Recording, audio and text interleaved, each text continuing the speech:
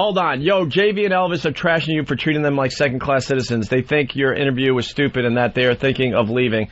In voice of Opie, you have less listeners. I've heard rumor. I haven't heard anything. What's going on, sir? What? We have audio coming. All right, get some audio.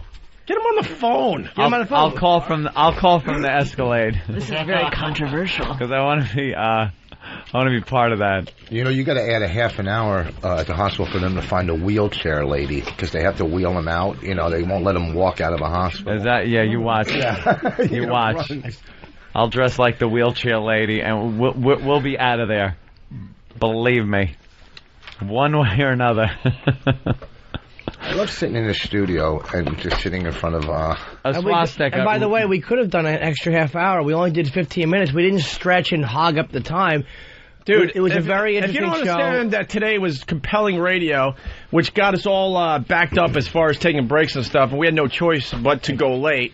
I don't know what to tell you. Go back to San Francisco, and we had where the hell you're from. Well, let's see what they said. Maybe the listeners exaggerate sometimes. We did have a guest we didn't want to blow off because the guest was very cool. That's why I like confirming it by hearing the audio first, getting multiple accurate reports. I don't like one person badmouth and because they usually get it wrong. You ever hear someone try to describe something from this show to you? Remember that when you were doing, and you go, no, I have no recollection because your description of it sucks. So maybe they don't know. Let's see. But let me just say, if this is true and they're right, I will have a lot of fun. Because we were very... because I am not in the best of moods. The reality is, the company wants us to take that fourth hour anyway. It's our hour. Oh, here he goes. It is our hour. That's not bad talking. We could go as long as we want every single day. Ladies and gentlemen, Opie is being loaded into Gate 8. Gate 8, place your bets. They're online and they're off. There's no holding him back. Well, let's see what they said first. Just make sure it's not. I've seen that. I remember of 94. Trust me, I love it. I love a good fight. This is like... Let's just see what happened first. A couple of these. I say we hold our horses until we know what went on. Whoa. Sometimes inflection is different. Someone says something in a joking way. Like the listener tried that time with Tess. Or who was the comedian, the fat chick, that they tried to say that they were blaming us? Yes. But when they were blaming us, it was funny. And it wasn't. They were blaming us in a very funny way. Fast Freddy, who's pretty reliable. Oh, Fast Freddy, all right. Elvis and Douchefuck want to be treated as equals, as they say. Did he get a new partner? Because I thought... They're crying at Free FM. Can someone let them know they are the swing guys? Not Tribe. Whatever that means. Stop acting like you're important. Oh, boy. How long till we get the audio? Thank you. How long? Time check. When they break. What? When they break. I think so, yeah. And by they, they're you bitching mean about us right now? Me. No, I'm just saying, like, that's when we'll be able to get the CD. Oh, so just in case they say anything else? Or when we break? Were you saying they, like... Yeah, why can't we just get now? Someone's over there waiting for them to stop the recording, and then we're going to bring it over. Oh, okay. I'll listen to them. This is why we're different than every other radio show out there. Okay, everyone's commenting about... Halftime show daisy chains? No, everyone is commenting about what happened this morning. This morning was great radio because we care about you guys. Great call going with it. Kevin from Connecticut. I got to tell you, Kevin, we had no choice. Ant decided he couldn't just sit around at home and wait around. And he needed to just, kind of a distraction. So he came in to do the show. And we're sitting in the office, and there's some great stuff today, like Screech doing a sex tape with a Dirty Sanchez and all that. And we're like going over this material. We're going, well, we certainly could do a show. And then it was so obvious in the office from 5 to 6 that Ant had to go with this. I wanted to go with this. It wasn't my decision. It was really up to Ant what he wanted to do. I couldn't come in and do a fake fun like, hey, let's talk about Screech or something. My mind is too preoccupied. The only reason I came in is because I am incommunicado with so many people at the hospital, including my girlfriend. So I couldn't talk. So why not come in here? I'm going to sit at home and mope around the house, or come in here and actually, for selfish reasons, put it on the radio and maybe get some results.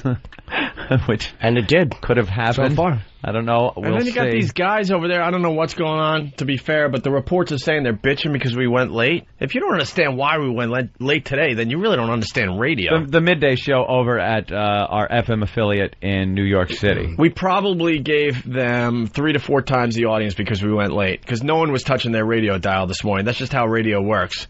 So we gave them a massive, massive cume today as they started their show.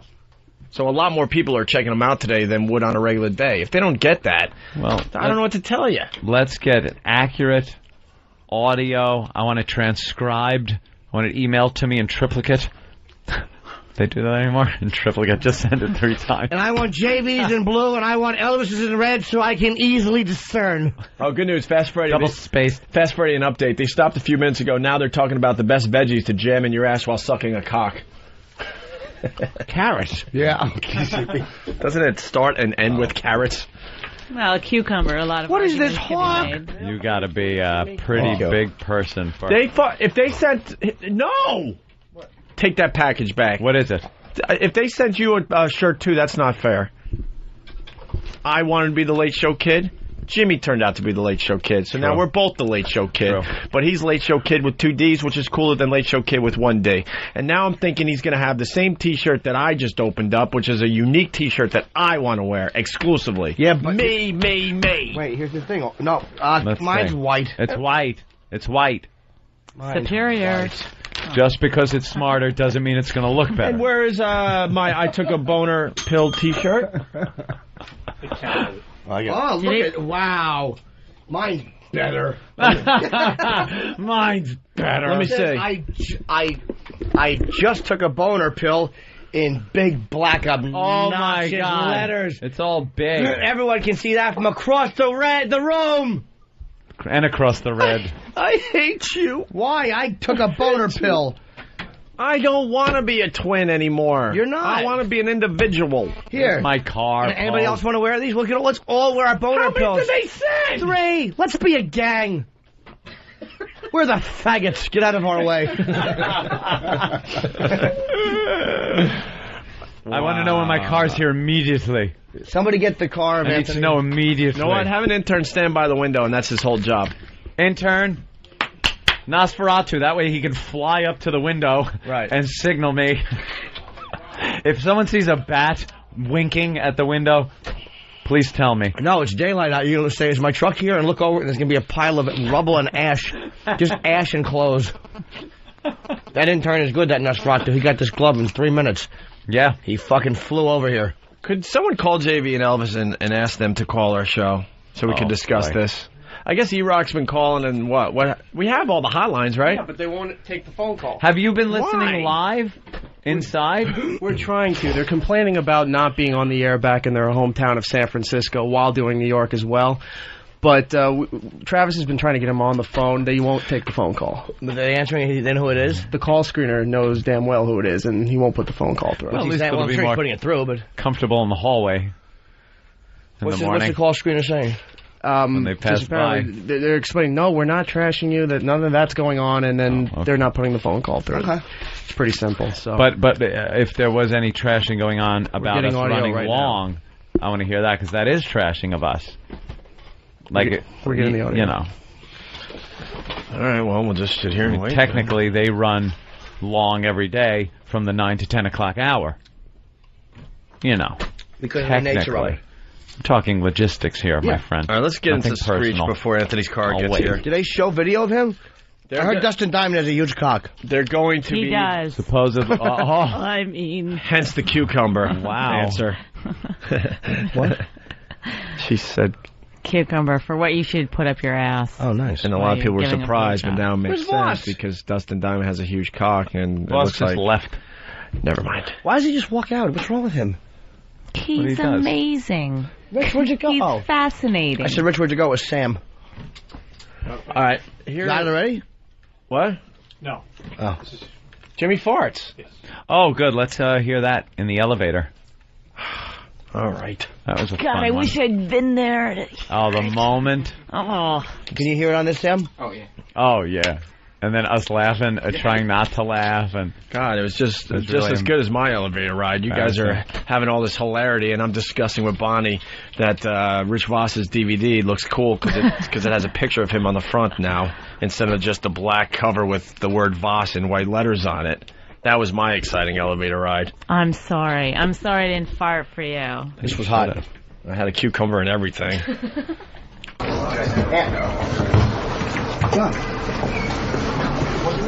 Come on. Let's just go. All right.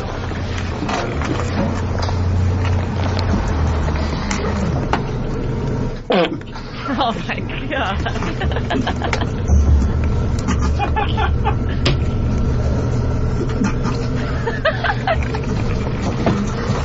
3.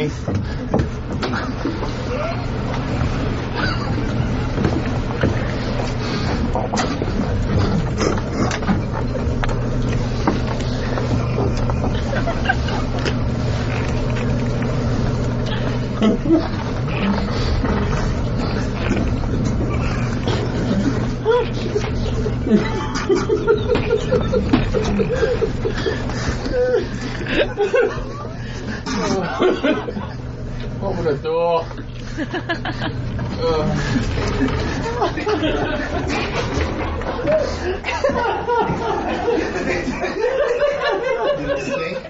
Did it stink? How come no one wanted to laugh? I don't know. There were 2 girls on the elevator with us. Oh. Yeah, everyone hides. But the laughs slowly build, and then they couldn't help themselves anymore. There was an Asian woman who had the worst ass I've ever seen, and then there was another lady who was going up a floor higher. Hey, Stan, what were the ladies' faces like? No, I was going to say, and the whole time I was looking over, and the ladies were just watching us, shaking and looking down, obviously laughing. Yeah, it was very embarrassing. It looked like either we were all Michael J. Fox impersonators or trying not to laugh. That was a damn good one. What reverberation that had. Yeah. In an elevator. What balls. It was potent. Yeah. It didn't really stink, though. It was just loud. It was all bar. That sounds like a trumpet. That's the actual fart. It sounds fake. That's good. I think it's the Doppler of the moving elevator and the fart.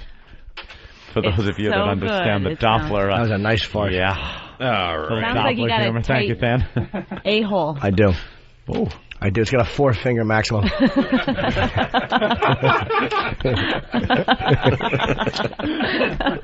That's like when you order a drink and you ask for 2 fingers, you know. Oh, it's for a shot? Yeah. Where did Voss go? Where's Rich? He's doing a phoner. Doing a phoner? Where is he? Whoa. It's getting much later than I expected. Yeah, but I'm going downstairs. But he's then right when it pulls up, I'm gone. I have to. I'll call from the road. I used to have the hotline in my old phone before. Boring. Somebody write that down. Give your girlfriend Who her hit that? best. What? I will. Who hit boring? Who the fuck hit the boring button? Honestly, no one hit that button. Oh, his head. Hey, you can't have the boring sound clip. That was mine. Oh, you hit it, Ant, when you threw. Boring? You did. You threw. Boring. That was boring. That was my exclusive sound. Hey, I'm leaving. Boring. Dude, that was mine. Somehow it got. I don't have Try the Line or any of the Steve clips. That was my clip. I don't have any clips, so I have no mercy for either one of you. Here, feel free to use mine today. Oh, I can't. My hands are sticky. Good luck, dude. Thank you. I say boring the old-fashioned. I'm going to call you at 11:35. I'll call you from the road. Yeah, please call. Yeah, call in, please. I will. But Bye, sweetie. But that was. Well, you know, you got to share. Nice that everyone has a clip. What if you're not in the room and something happens? Then there's no boring clip. But there has to be. It has to exist. That was a good joke. If I'm not in the room, then there's no boring clips. See, because I'm brilliant. Should we have a call from the sidewalk? And Rich is doing an interview? Yeah.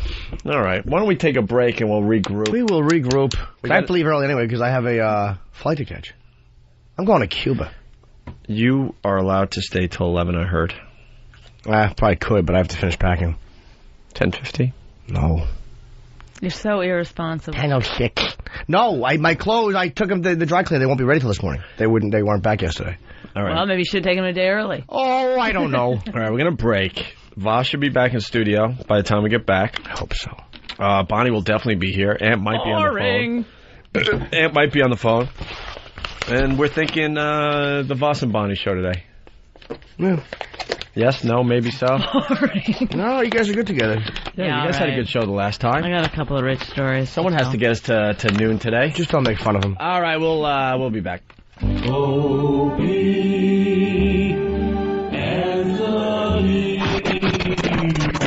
This is unpredictable radio. Holy crap! We need to remember that we are professionals in the entertainment industry. Look at you!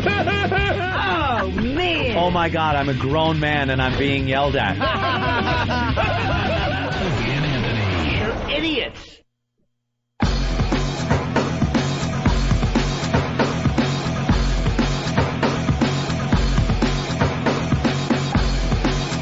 All right, we're back with the Opie Show. Opie and friends.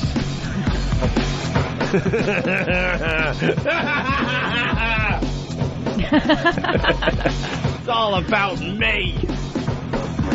The evil genius is broadcasting solo. No, you're not. You got a room full of people here. You got Richard and Jim and Fan and Bonnie and Sam and Travis and Danny. I'm sorry, I got a little excited. We're trying to get Anthony on his car phone, right? Yes. And we also have a director outside or an author. Yeah. Did he write the MIT book? Bringing Down the House, I think it was called? Yeah. That was a great... Oh, he did? Okay. That was a great book. I actually read that. I think I did read some of that. And we got E-Rock. He's getting some audio from JV and Elvis. They follow us after our Free FM show in New York. And they're very pissed off that we went late or something. We're trying to get to the bottom of it. But we gave the people some compelling radio today. And if they don't understand that, I don't know what to tell you. It wasn't like we just decided off the cuff to go late today. It was one of those crazy shows. No one was changing the dial whatsoever. All the websites are being slammed right now. Everyone's talking about it.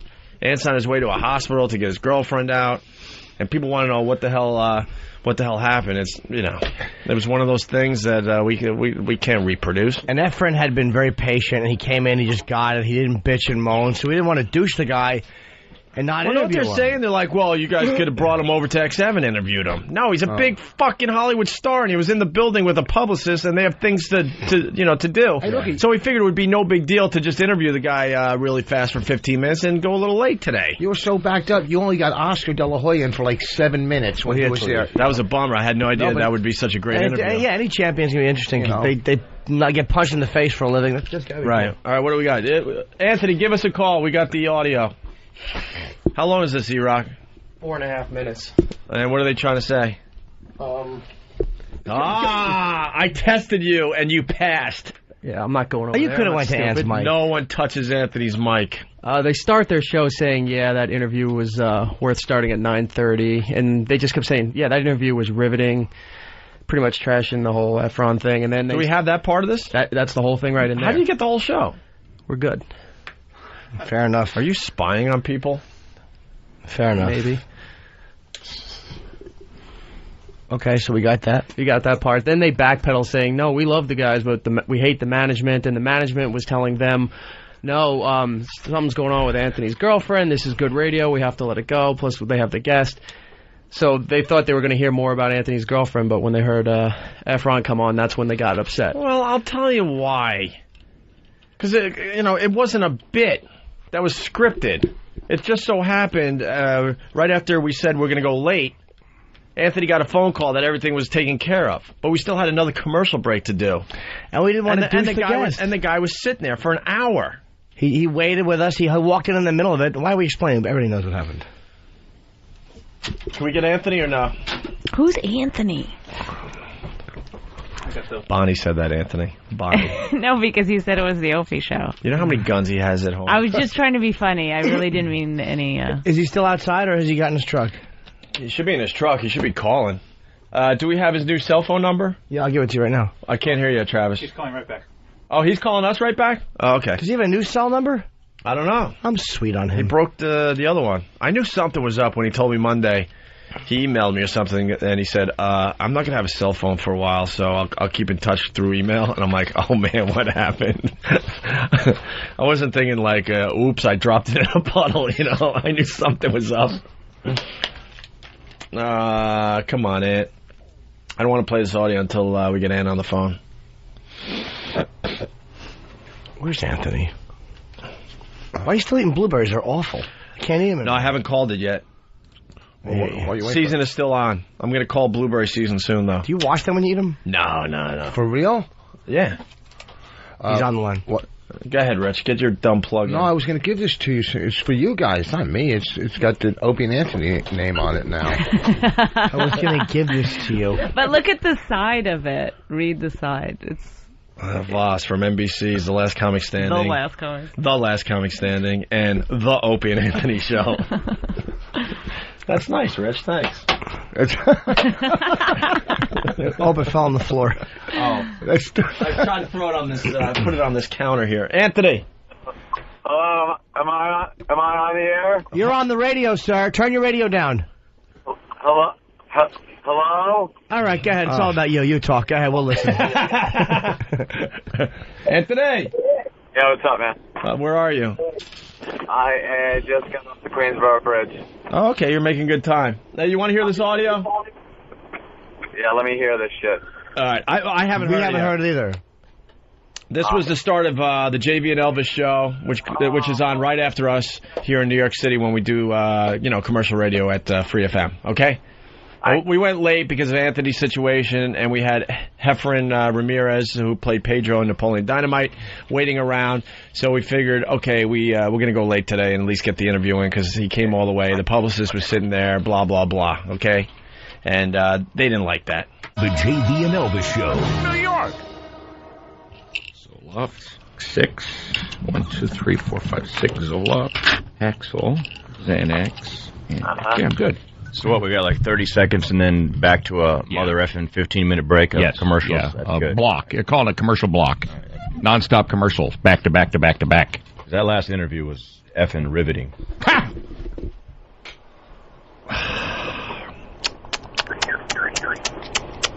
Oh, boy.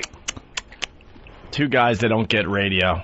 Two guys that don't get radio. Boy. They had an opportunity to talk to maybe 4 to 5 times the audience they usually talk to, and they use that time to trash us. That's real smart, guys. Real smart. And let me say this. We did not throw out the first trashing.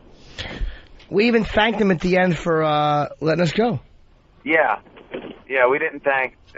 we thanked them. We didn't throw out a trashing, and they're fucking trashing us. So... now, go fuck yourself. Well, someone tell them to give us a call immediately. Tell those faggots to call immediately. We don't hide behind microphones. Give us a call right now. We'll discuss this. You got a problem? And I will explain to you how radio works, and I'll explain to you how maybe someday you could be the #1 show on XM satellite radio and be syndicated to 25 huge radio stations across America. I'll explain it to you. I will educate you. I will do Radio 101 so you get it, and maybe someday you too will have a big show. Why does everybody except Ron and Fez have to be stupid?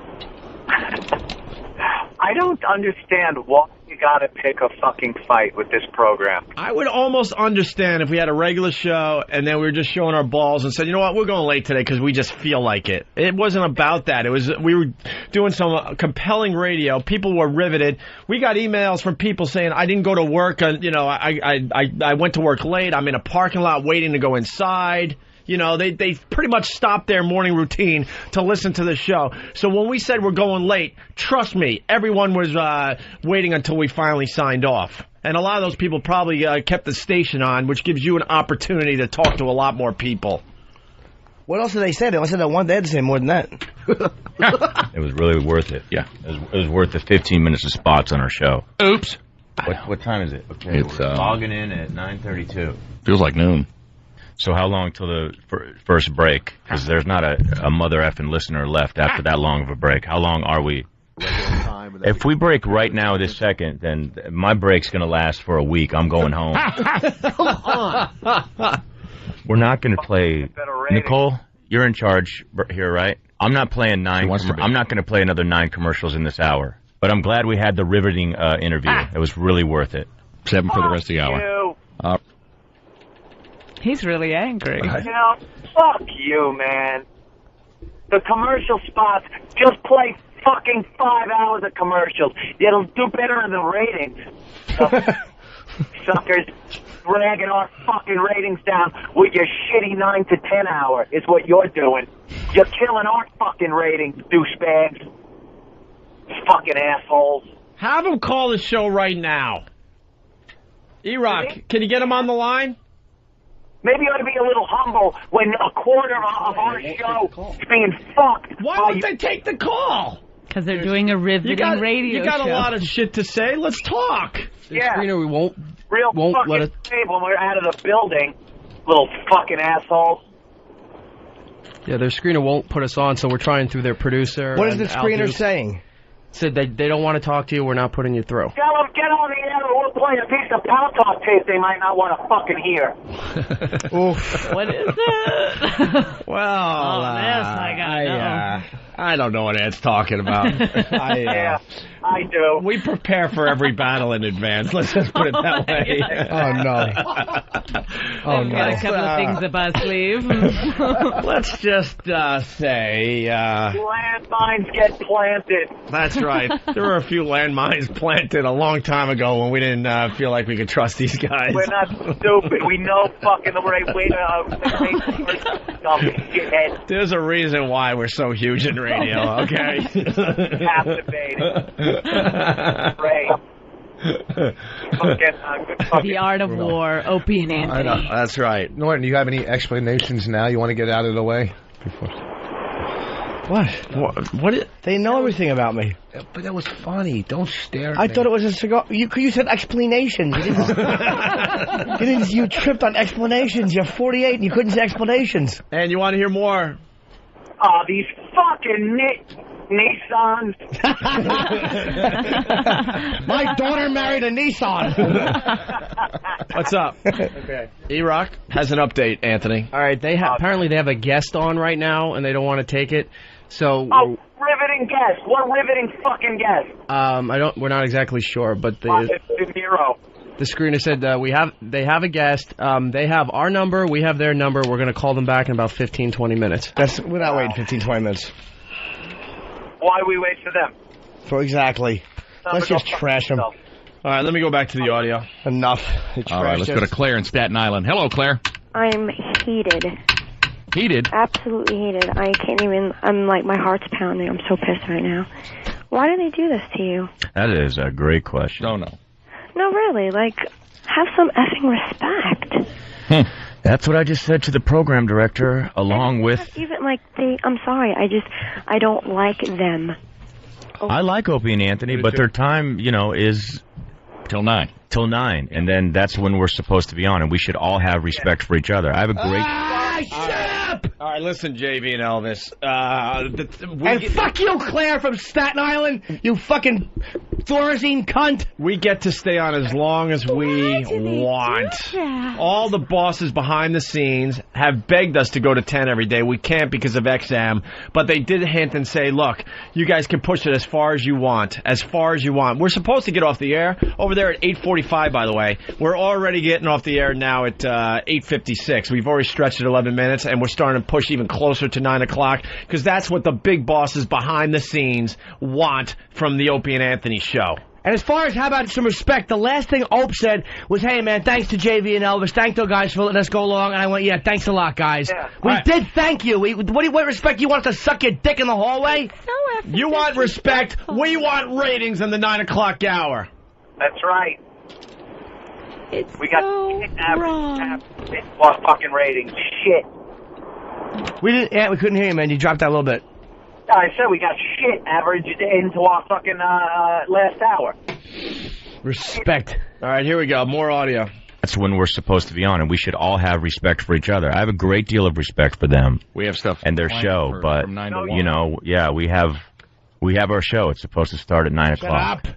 Is it? I mean, if you had for us, it's difficult anyway to do middays, but I mean, we're willing to.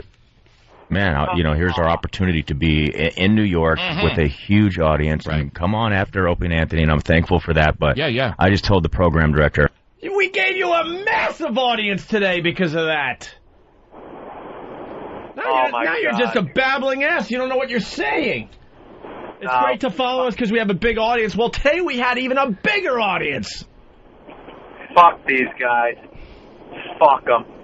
Audience, and come on after Opie and Anthony, and I'm thankful for that. But I just told the program director I'm not interested.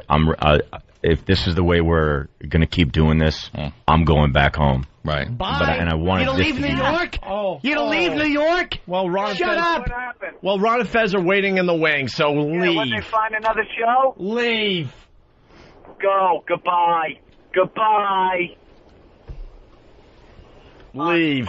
Unbelievable. You could join the long list of radio guys that came to New York and failed. You'll be on the same list as Darian O'Toole and Tom Lickass. I want to say Lickass instead of Lickass, but I started saying his real name. I fucked it up. Go ahead. And everybody else, half of them, you don't even know their names anymore. So they're coming up to come here to New York to do afternoons. Wow, thanks, guys.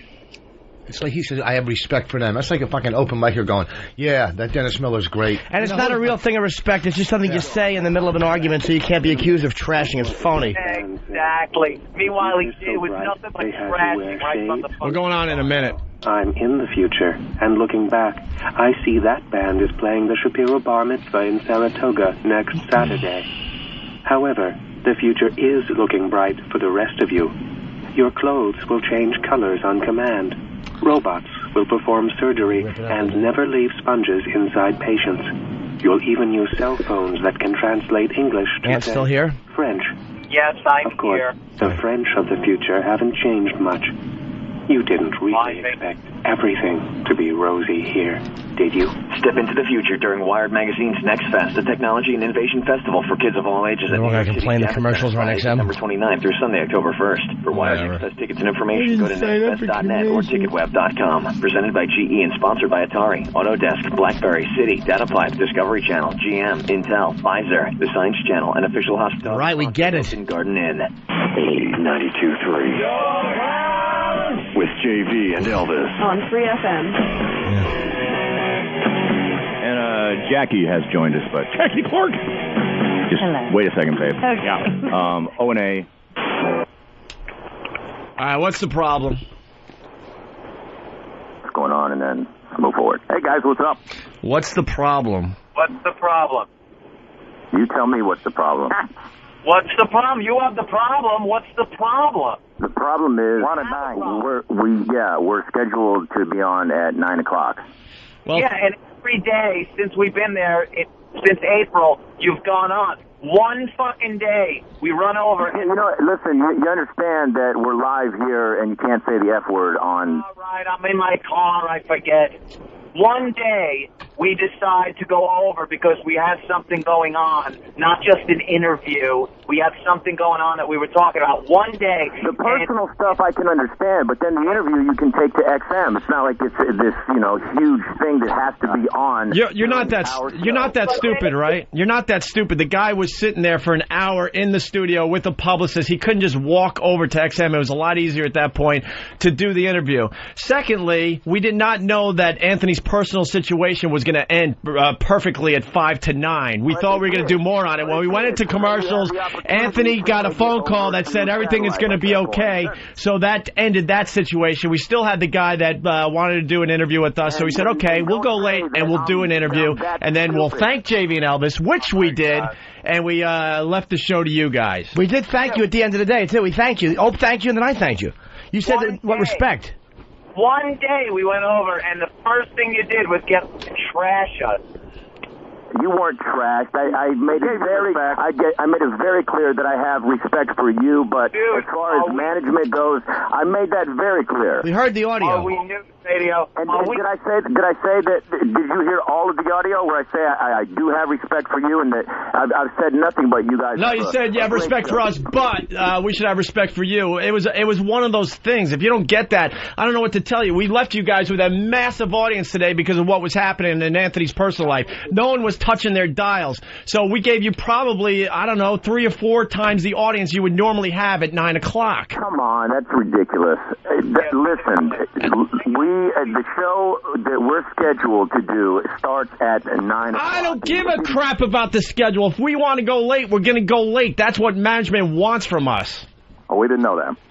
We're supposed to leave we're supposed to leave Free FM at 8:45 every day. What I'm saying is that, I'm looking for a situation where we're not secondary to anything. And because if you do it one time, then it's going another time and another time and another time. Earn it then. Earn the right for that. It doesn't just get given to you.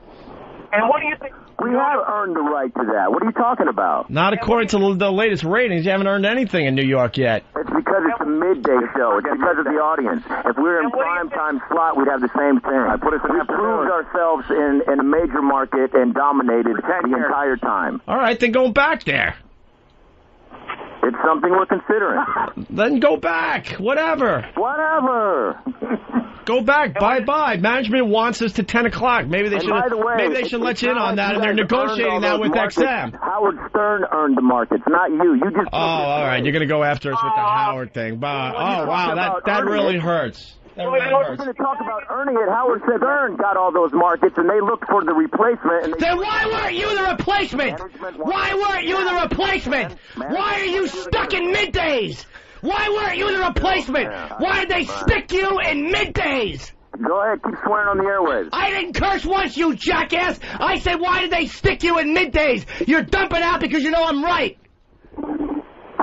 I didn't curse once. Yeah, see, this show's on XM, so for you to make believe we're cursing so you guys can dump out is pretty lame. No one is cursing. The F word. No one is cursing. Go ahead, dump out whatever you don't want the audience here. We're not dumping anything. Well, then why are you saying we're cursing? Record that. You'll be able to see that we didn't dump anything. Look, man, if you guys are miserable at Free FM, what can I tell you? But, it was a special day today. We gave you a huge audience, and that's that. If you don't understand that, I don't know what to tell you. It's not like this is happening every day.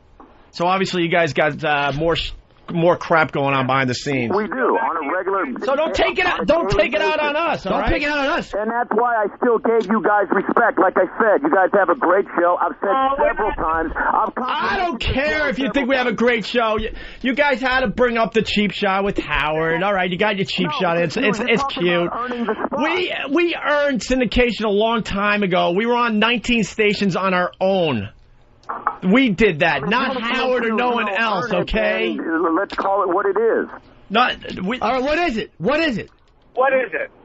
Howard Stern had that morning drive slot in several markets, and that was because of what he built. And why they put you guys on it? Excuse me, we had afternoon drive in most of those markets as well, and we earned that. So it was it was an obvious move to move us into that slot when we became available and figured it out with the company. Okay? Then why? Another stupid show that's going to, kiss up to Howard and think Howard's going to take care of them. Why then, when David Lee Roth failed, did they have to come to this show on XM instead of just pulling you guys in if you earned it? I didn't say that we earned it. That was the smartest move to put you guys there. I've said that time and time again. Dude, you guys have some kind of problem going on with management. Whatever. I understand that. I've had many years of that crap going on in my career. But to take it out on us because we went a half hour because Ant had one of the most amazing stories to tell on the radio just tells me you guys just don't get how to do a radio show. I do have a problem with management, and that's what I was expressing. Not when you started talking about how it was a riveting interview. We heard the audio. We heard the way you started, and then you backpedaled. We're not new to radio, guys. We know what a friggin' jab is. We know what a jab is. What do you think, we're dopes? Listen. We heard the audio. Right. You were jabbing, and then you backpedaled. That interview, we should be on at 9 o'clock. That interview should go to your show. We shouldn't be waiting for some... I could understand if it was God on the phone. It wasn't some huge star. Well, I understand. It's got to suck that you got to wait for us to be done every day. I don't know what to tell you. It'll happen more in the future, so you either deal with it or you get another gig. Right. Okay. I mean, the fact is the company wants us till 10 o'clock, okay? They're negotiating with XM. They can't figure out how to make it work for both sides, or it would have been done already. All right, well, by the way... All right, we were supposed to get off the air at 8:45 every morning. They already told us we could stretch as far as we can. We're up to, 8:56 at this point. We're pushing closer to 9 every day. And today we decided to go late because there was an unbelievable thing going on in Anthony's personal life. And like I said, and most radio shows don't have the balls to bring that on their show, but Ant did today.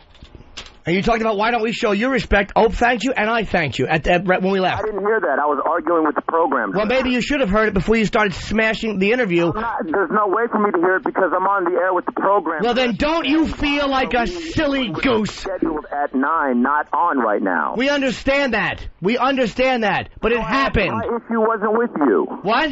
My issue wasn't with you. Then you shouldn't have mentioned the interview quality or any of that stuff. That part was a joke. It wasn't a joke. We do this for a living. We know when something is said in jest and when something real is said and then backpedaled on. We're not dummies. Backpedaled. That's why I wanted to make it clear that I have respect for you guys, but I'm going to come on and joke about it and handle it the best way that I can because...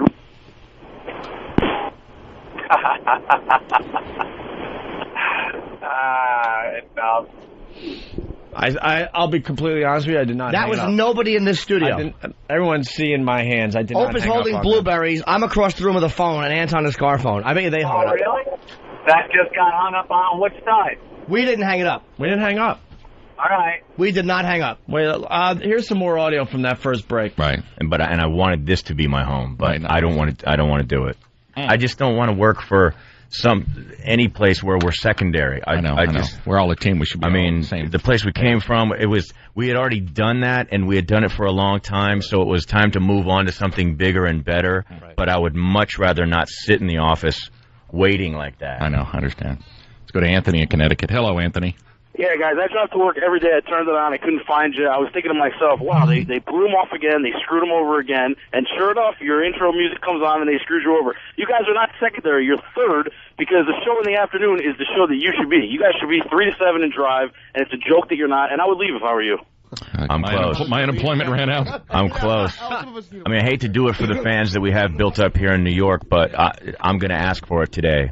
I am. I'm going to say, as long as, everything is cool and no one's going to be mad and we're going to be without a job, period, kindly will you let us just another CBS station back where we came from, where we can get the respect. Right. That's what I'm asking for this afternoon.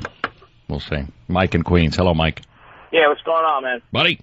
Yeah, man, I'm O&A fan. I've listened a long time. But, dude, at least when you guys interview somebody who's a stiff, you call him a stiff and you treat him like a moron when the person's a moron. Right. Yeah. Can you pause this for a minute? What the fuck are you talking about? They interviewed that fat chick and they didn't have the balls to say, yeah, we said you suck. They blamed it on us, which was actually very funny. But don't say that they called people out. Rod, they fucking backed down. There was a 300-pound silverback in the room and they couldn't tell her they didn't think she was fucking funny. You and your fucking callers, shut up. And actually, the interview wasn't that bad. It wasn't. I don't understand. Was it great? No. Did it suck? No. It was a regular celebrity interview. That's all. Nothing special, really. What? They said we hung up on them. We didn't hang up on them, and they know we didn't. No, they had to go. The guy hung up in the middle of when he was. They had to go to break because management, tells them what to do, and they didn't know how to end the thing. So all of a sudden they hung up the phone. All right, hung up. They couldn't handle what we were saying. I'm so sick of these radio guys that just lie and they're not accountable for their lies. From now on, I want a video camera on me 24 hours a day. You don't need one. If there was a video in here, I could have proven that I did not hang up on them. If we hung up, we would say it. We've never hung up and not said it. Opie's hang-up hands cam. The guy... the guy... Or whatever, I'll allow him to do that. I know. Listen, you guys are the best show in, as far as I'm concerned, the world. I've been listening. China? Wow. Hello. Did you say hello? China? Hello. You are the best even in China. Hello. Door to your soul. Hello. I want to explain something while these guys rip on our ratings. I've already explained that, and they know that as well. We don't know the first thing about you. And I'm telling you, listeners, because we're an honest show, if you put us in a drive time position... An honest show? We don't know the first thing about you, JV Elvis. Are we on with you, or we just have to listen to your show? In the shower. All right, we'll just comment about what you're saying. Going to school. getting up, listening to morning radio, or in the afternoon when they're driving home, then that's where the huge audiences are. Exactly. Yeah, and they put the best shows. They put the best shows in those slots. In middays. We're doing pretty well in middays in D.C. where we got to be on delay. Not like your show far exceeds ours. Like it's so. You guys have a great show. We have a great show. Exactly. But don't act like it's so effing amazing. Right. Exactly. That's why your numbers are there and ours are here. We're in middays. Thank you. What the hell can we do? Nothing. What you could do is find someone that wants you morning drive or afternoon drive. I wouldn't accept a midday show personally. Jackie, ho. Hello, She is. I am. Hello. Those guys piss me off. I want to come down and kick their ass. Come on. Hello. Hello. I can't stand them. Yeah. Hello. Man, you guys are ruining the airways. Hello. Thank you. Hello. Don't listen to anything they have. Hello. You guys are going to take over something one day. Why are we listening to their show? Are they coming back on with us? They've moved to take them over. No, absolutely not. You know something? Here, I'll tell you this much. That dude that was saying you jackass and calling me stupid, because they got 14 guys around them and security at all times. I'll tell you this much: you won't tomorrow come say that to my face. Oh, shut the fuck up! I'll be in Pittsburgh, stupid. Say it to my face, bro. Say it right to my face.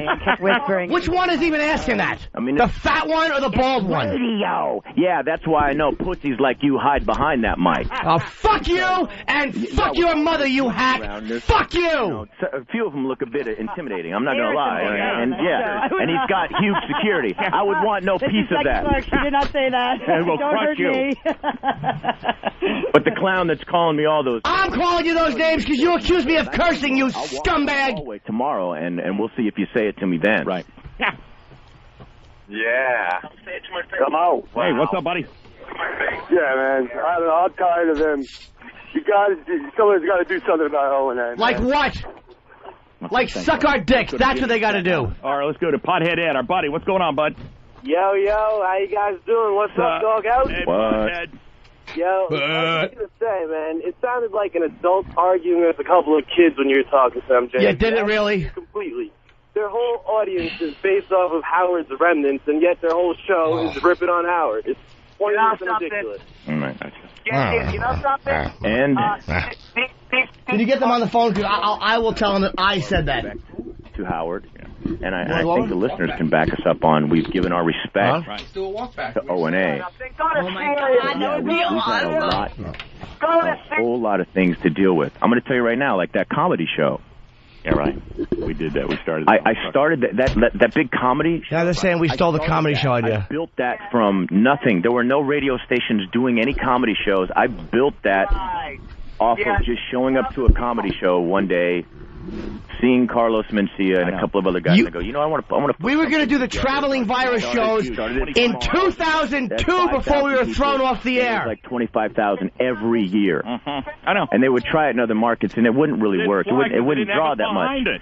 So when we came to the station, we told the company we would really like to, do that here in New York. It's going to take some time to build an audience. Right. People aren't going to like us right away, but we would like to do. We're going to be going to 10 in the very near future. Let's do it. And some very obvious. Came along who put it together, not O&A, a promoter. Right. Came along. Right. No, it was O&A, you fucking dummy! Act like you put it all together, and then this is a problem with radio. You can just lie through your teeth, and the listeners will buy into it. It's an idea I had years and years and years ago. A way of giving you guys a really good payday. That was one of our main gigs. I thought it was JV Elvis's idea. We always respected them. We said it's not you that we're upset with. I'm going to shut up.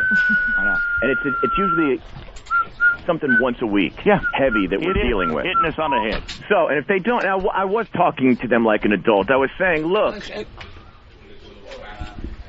we're going to come on and be a little sarcastic about it. That's, the best thing to do. It's not like I said, I hate those mother effers and blah, blah, blah. I'm just saying I want to be treated as equal here. They're not equal. They're not equal. You got to earn equality in this business. You got to earn respect in this business. And I don't even know what they do on their show. No one knows. I just nod to the guy in the hall when we're leaving to do the XM portion of the show. And the guys have been jealous of us since the first day we were over there. You can tell just how they look at us, like, they get all frustrated. Why won't they take the call? I don't know. Yeah, they thanked you guys. I don't know. Yeah, you were dealing with your own stuff. You want to hear an impression of their show? Can you call the hotline number and tell them that? What? Tell them it's the guy. Thank God. Time to take the gloves off with these guys. Yeah? This show is brutal. It's brutal. It's a brutal show. Well, according to them, when they stay on over, now we finally get some listeners. Yeah, they gave us a big audience of 15 minutes of commercials. I wouldn't mind like I said, I'm sure they have a massive, huge following. Sure. I mean, to me, it would be better if we just, got along and kept everything cool. But either way, I don't care. But I mean, if we, New York likes the radio. If we went to an individual, a market where we're both starting off.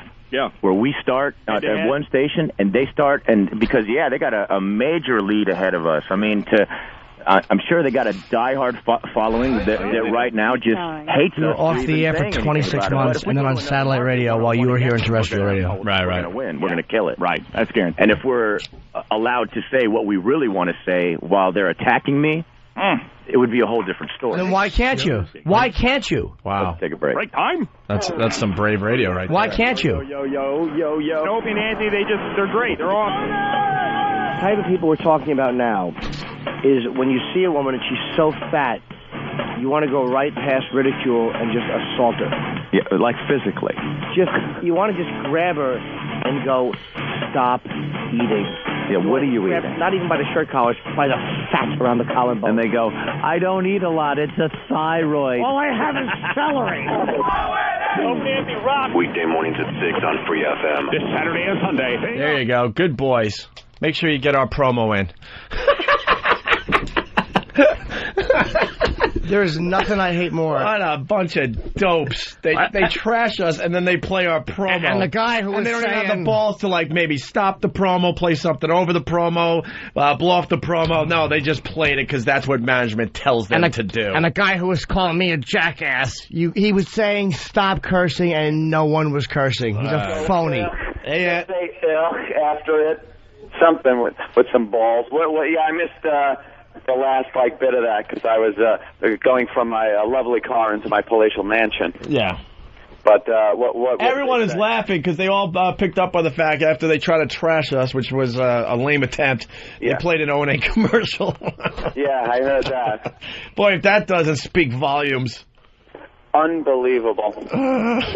What fucking idiots. Everyone is picking up on it. How great is it that after they get done trashing you, they have to play your promo? Play our promo, boy. That's why you're not doing morning radio, by the way. You can't think outside the box. Why are we doing... oh, shut up. Shut up. Go back to your one market. Have fun. He wasn't even #1 in San Francisco. He's acting like he was... I'm not even going to lie to you. I've been in radio. I have no idea what I was 18 years old, and I never even heard of him. Well, the girl there, the lady That's there. That's the God's honest truth. Darren O'Toole? No, she didn't do that well. Yeah, she's pretty cool, actually. I forgot her name. She's cool. And then I know a lot of radio guys. I never heard of these guys. If they were successful, all right, great. I'm not going to sit here and make believe they weren't. I have no idea, though. They were never on my radar screen. Their listeners have to call, they load up the calls, with people. Hey, they suck. Oh, shut up. Were their ratings bad? Yeah. Yeah. Really bad. And they're like, it would be different if we were an afternoon drive or morning drive. Then find an afternoon drive or morning drive then why show. aren't That's you? how it works in radio. Then why aren't you? Your excuse is you're not getting ratings because you're a midday show? Well, then, if you're that great... show that pulls up better than a 1? If you're that great, then go find a morning drive show or an afternoon drive show. We're sucking up all those shows because they can't find talent. That's the reason why we're getting syndicated all over the place. Every midday show has to go, well, we're at a 1 because, we're in middays. There's no midday show that's doing well? And aren't we doing well in D.C.? We're on delay there. We're doing okay. Made on the internet. Jesus. Enough. First of all, we have a name for the show, the Doghouse. All right, first of all, you're the Doghouse. They invented comics. They're the ones who bring comics. It's laughable that in 2002 we were going to do the traveling virus tour, and they're trying to take credit for it. What comedians were you going to get, and how many people? What are you going to go 2 markets, do 1 show in New York, and get fucking 50 people there, and then go to San Francisco and do a show? Where were you going to go with it? I hate to tell you, the comedy tour is not a new concept. Right. We did take it and make it our own and make it bigger than pretty much most of the comedy tours that came before it. Listen. But this thing has been going on for years with radio stations, without radio stations. Sam Kinison says, hey, I got this troupe of comedians I'm going to take on the road with me. Dice does it. It's not a new concept. But we did take it and make it into something pretty damn big. They're going to claim they were the ones that started the comedy tour with radio stations. And then he said the promoter did it, not you guys. Well, they had it in their minds. 2002, you know why? You're right, because I bought a car over it. I know, and all I heard for 26 months was, things were just about to happen for me on the comedy tour. I know, we were going to do a tour. We got thrown off the air. Well, I want to know if they got over 10,000, 11,000. Are those the crowds that they were pulling on their little comedy shows that they were doing? I want numbers. I want to know what their comedy shows were doing. Scary. Talk for a second, Anthony. What's that? Talk for a second. I can't talk. I'm ready to hop in the shower. Just hum or something. I'll be right. I just got to tell Jimmy. What are you wearing? You want to hear me shower? Yeah. Do you have a shower cam for Pal Talk? Hold on. O's bringing me out for something. Talk. Okay, here. This should be good. My red rum. So, Anthony. Yeah. Are you excited that everything's going to work out for you over in shut up, don't jinx it, you stupid fucking Jew. Oh, my God. Right. Misplaced anger. Wow. Nice people. Wow, I hear that Hitler's a good guy. Jesus. Don't jinx it. Now I have to knock wood and find mahogany, mind you. I'm in my bathroom. Are you nude? No, I'm not nude. I got a handheld phone, so I can't even take my shirt off. I wonder how they like getting their... Gilbert Gottfried let me see if the speaker works. Hold on. I guess O&A. Talk to us again. Back on the line, guys. Hello. We did not hang up on you, first of all. Okay. And I'm the one, this is Jim Norton, I'm the one who was calling you a jackass, and I was calling you that because... Say it to my face, bitch. Wait, hold on. I know you're doing a character because you're in the doghouse. I'm not doing a character. Come say it to my face, bitch. I'm right across the street. First of all, you're white. Don't say biatch. And second of all, you said we were cursing, and nobody was cursing. And I know, yo, dog. You in the doghouse. Shut up. No one is listening to you. No one is listening to you. If you guys are so good, what do you need a comedian on your show for anyway? That's the best you have? No, it's not the best. A great question. That's the best you have? Is it Opie and Anthony, or is it Opie and Anthony and 5,000 comedians? Maybe it's the drug addict and the guy who can't control him. Oh, wait, that's not our show. On your show, his name is Anthony. Opie is a board op. That's the best you have? That's the best you have? You have. Hey, you 2 market nobodies, that's the best you have? Hey, can I ask you guys something? You guys got to New York. Can I ask you something? All right, I'll just shout it then. Who over there has the drinking problem, by the way? Who has the drinking problem? Who has the drinking problem? Who has the drinking problem? And who's the other guy that said, man, I can't take this anymore. You gotta really clean up your act. You gotta clean up your act, because I can't take you and your drinking anymore. And they're not dominating. Who's got the drinking problem? Who's got the drinking problem?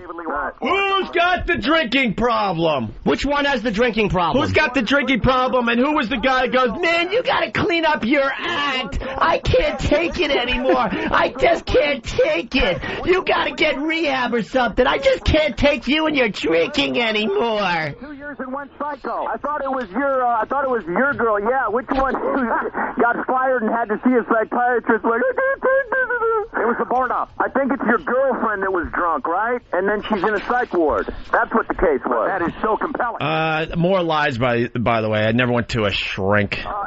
That's really hilarious. But we do have audio of one of you guys going, man, you gotta stop drinking. You're ruining the show. I can't take it anymore. You need to go into rehab.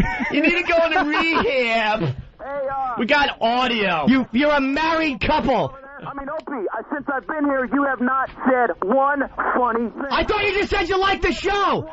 You don't do honest radio.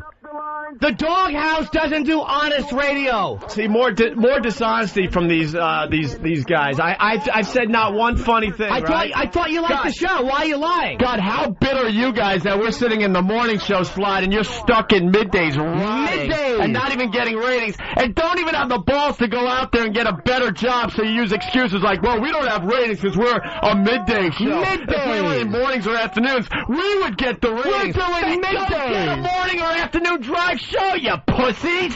I'm the pussy. Yes. Come on back over. Stop with your radio shtick. A bunch of pussies. You know this business is starving to find real talent. So go out there and get a morning show or an afternoon drive show. Get one. Get one. Go ahead. Get one. Instead of hiding behind poor midday ratings, go out there and get a real radio show. You said you guys are great. I would love to see it. You're doing fairly well since your return to New York. Why wasn't it you? Why wasn't it you? When Howard had them... Are you guys just bitter that they gave us the morning show? Are you? I'm sorry about that. I don't know what to tell you. You were in that seat. Without you, they would not have gotten all those markets. You were in that seat. And you weren't good enough to get the gig. The gig was already taken. You were in that seat. Do your research, moron. You were in that seat. Dork. You're not good enough.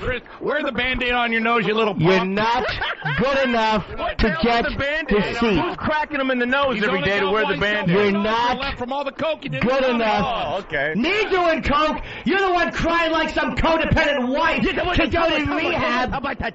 You little woman. Slow down, you little bitch. You need to go to rehab, honey. You need to go to rehab. Stop your drinking. You gotta go to rehab. Who does? You do. Stop your drinking. Wait, you guys aren't going to be honest. Hold on. Anthony was really honest today about what was going on in his personal life. Why don't you guys discuss who has the drinking problem on the show and how you were trying to talk to him about it, going, I can't take this anymore. You really got to stop drinking. Why don't you guys do a real honest radio show and talk about the real problems between you two, and that one is drinking his face off, and that the other one is begging him to stop. That monitors other shows. Let's get real. Why don't you talk about that on your show? Then maybe you would get ratings in midday. Who's begging? Who is begging? I mean, half that stuff I was like, wait a minute, you did that after we did it. So, now we stole shows. from these guys? That's a good way to put your stuff together. You know, don't even attempt. Don't even try to comedy show, by the way. I didn't even know who the fuck you guys were. Oh, so nice dump there. Yeah. So anyway, who came up with that comedy show? 2002, dude. Who came up? We did. 2002. I'm talking about 1994. Dickwad. Where were you? No one knew who you were in '94. Wait, you've been doing radio that long, let's get back and you're to that still not in a comedy morning thing drive you did, show? which had You guys ain't going show up. A show together for that long, and you're still in freaking middays? Who put that together? You're still in middays? Answer the question. All these years, and you're still in middays. Here's the one that's not funny. Opie, I don't give a crap if I'm not funny, but I'm being heard in 25 cities, and we're the #1 show on XM. Now, why don't you tell us your resume? Oh, my God, I'm a board op. I couldn't even handle a midday show at Light FM, because all I can do is turn on the mic and let Anthony be funny. You're in middays, dude. And That's I'll give all you Anthony are. that much. Anthony, like I've always said, you are funny, but the other board op is a joke. People know what I do on the show, so, you know, that'll never You're in middays. 12 years, and you're in middays, dude. Why? Right. Why? I mean, why are you still in middays? Because we got fired. Why are you in middays if you think you're so great? Why are you in middays if you think you're so great? Why are you in middays if you think you're so great? Why are you in middays because you think you're so great? Why? Because everything was already set here. We were told by management we would have been in another spot if we would have come here. They didn't know about it. These guys don't know the truth. We got a terrible agent named Bob Eatman. Terrible agent. He's a joke. Dude, maybe if you were good enough, you'd have a morning drive show. You're acting like you got this some amazing show. Your show's all right. Then why did you say it was good before? Why don't you do honest radio? Good means all right. You're not. It's not amazing. I mean, it ain't like you're Howard Stern. You just said you didn't like Opie, you don't like the show, so why don't you be honest? No, you're not even honest about your own conflict. Funny. You're not even honest and when about they your have own the conflict. comedian on that doesn't even fit into the title, I mean, why shouldn't they respect you? Dude, do you get paid as much as them? You're not even good enough Are for a you morning. getting paid as much as them? Because Opie is nothing more than a board op. The bottom, yeah, but Opie is on in 25 cities, and you're not good enough for mornings or afternoons. You're a midday show, and you're not good enough. Listen, we were number one solid for 10 years. Then where are you? So we got to restart somewhere. Then where Same as you guys. You restarted on satellite where you had no choice. Despite your right, we did have no choice. So why would they come to us? Why aren't you in Chicago? San Francisco right now, you have a 0.0. Why are you only in these markets? Why are you only in these markets? You guys have By the way, we have a 0.0 you have because we less just than what started our on midday numbers have in these other markets. They know that. And you're on in morning drive. You know why? What are you saying, board op? What's the board op saying? Doghouse what? Thank you. Is that actually something you guys say? First of all, the board op's got a big thing on Madison Square Garden. He's on every bus in this city. The board op is on every bus in the city. That's really got to hurt that a board op is doing much better in his career than you guys. Dude, you're going to have to try a lot harder than call me a board op. You don't think I've dealt with that my whole career, but I know what I do for a fucking radio show. Hey, man. Which one of you guys has to go to rehab? Honestly. I went to rehab when I was 17. Which one of you guys has the problem? Because he's the only one with talent. Which one of you guys has the problem? Yeah, who's got the drinking problem? I'm honest about my old problems, man. Who's got the drinking problem? Honestly.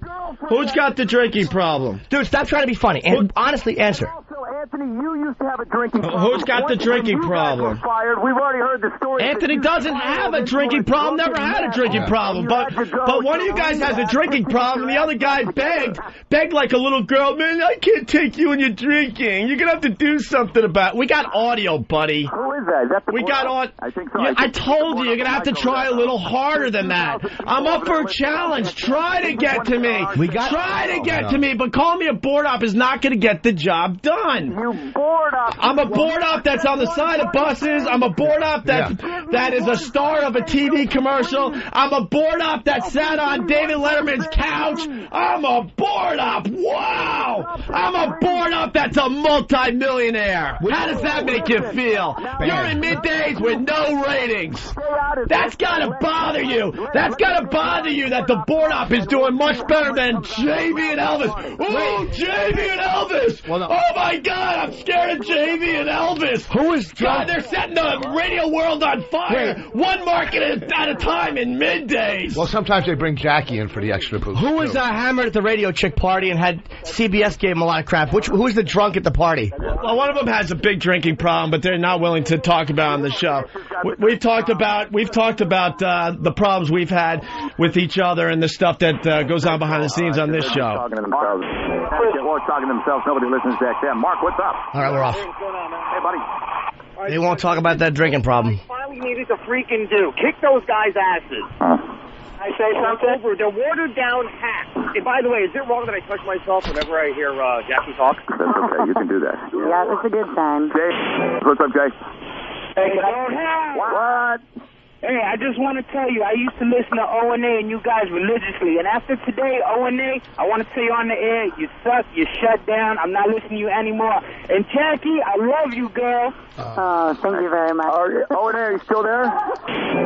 What a day. Are they still there? You know we're still here. Yeah. What, that was supposed to bother us, I guess? I guess that was supposed to bother us, that you planted a call from a guy that says he hates the Opie Anthony show? Any calls, we just take them all live. Just go, just one after another. Dude, I could do the same thing. Blah, blah, You're not honest on your show, man. What's up, Brian? Dude, you're not honest on your show. Board up. You're not honest on your show. Please. You're not honest.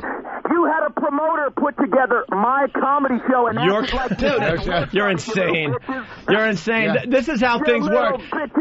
This is how it works. If someone wanted to promote the JV and Elvis comedy show, they would have done it. No one knows you, bro. No one knows you, bro. No one knows you. That's why you didn't do your comedy show. There wasn't an interest in it. Try to get an edge word, or a word in edgewise. With, I mean, funny man. No one knows you, bro. I mean, you're an embarrassment to yourselves. You're an embarrassment to yourselves. If you wanted to do a comedy show, you should have done a comedy show. But the fact is, you didn't have enough juice. You didn't have a promoter that was willing to promote it. Stupid.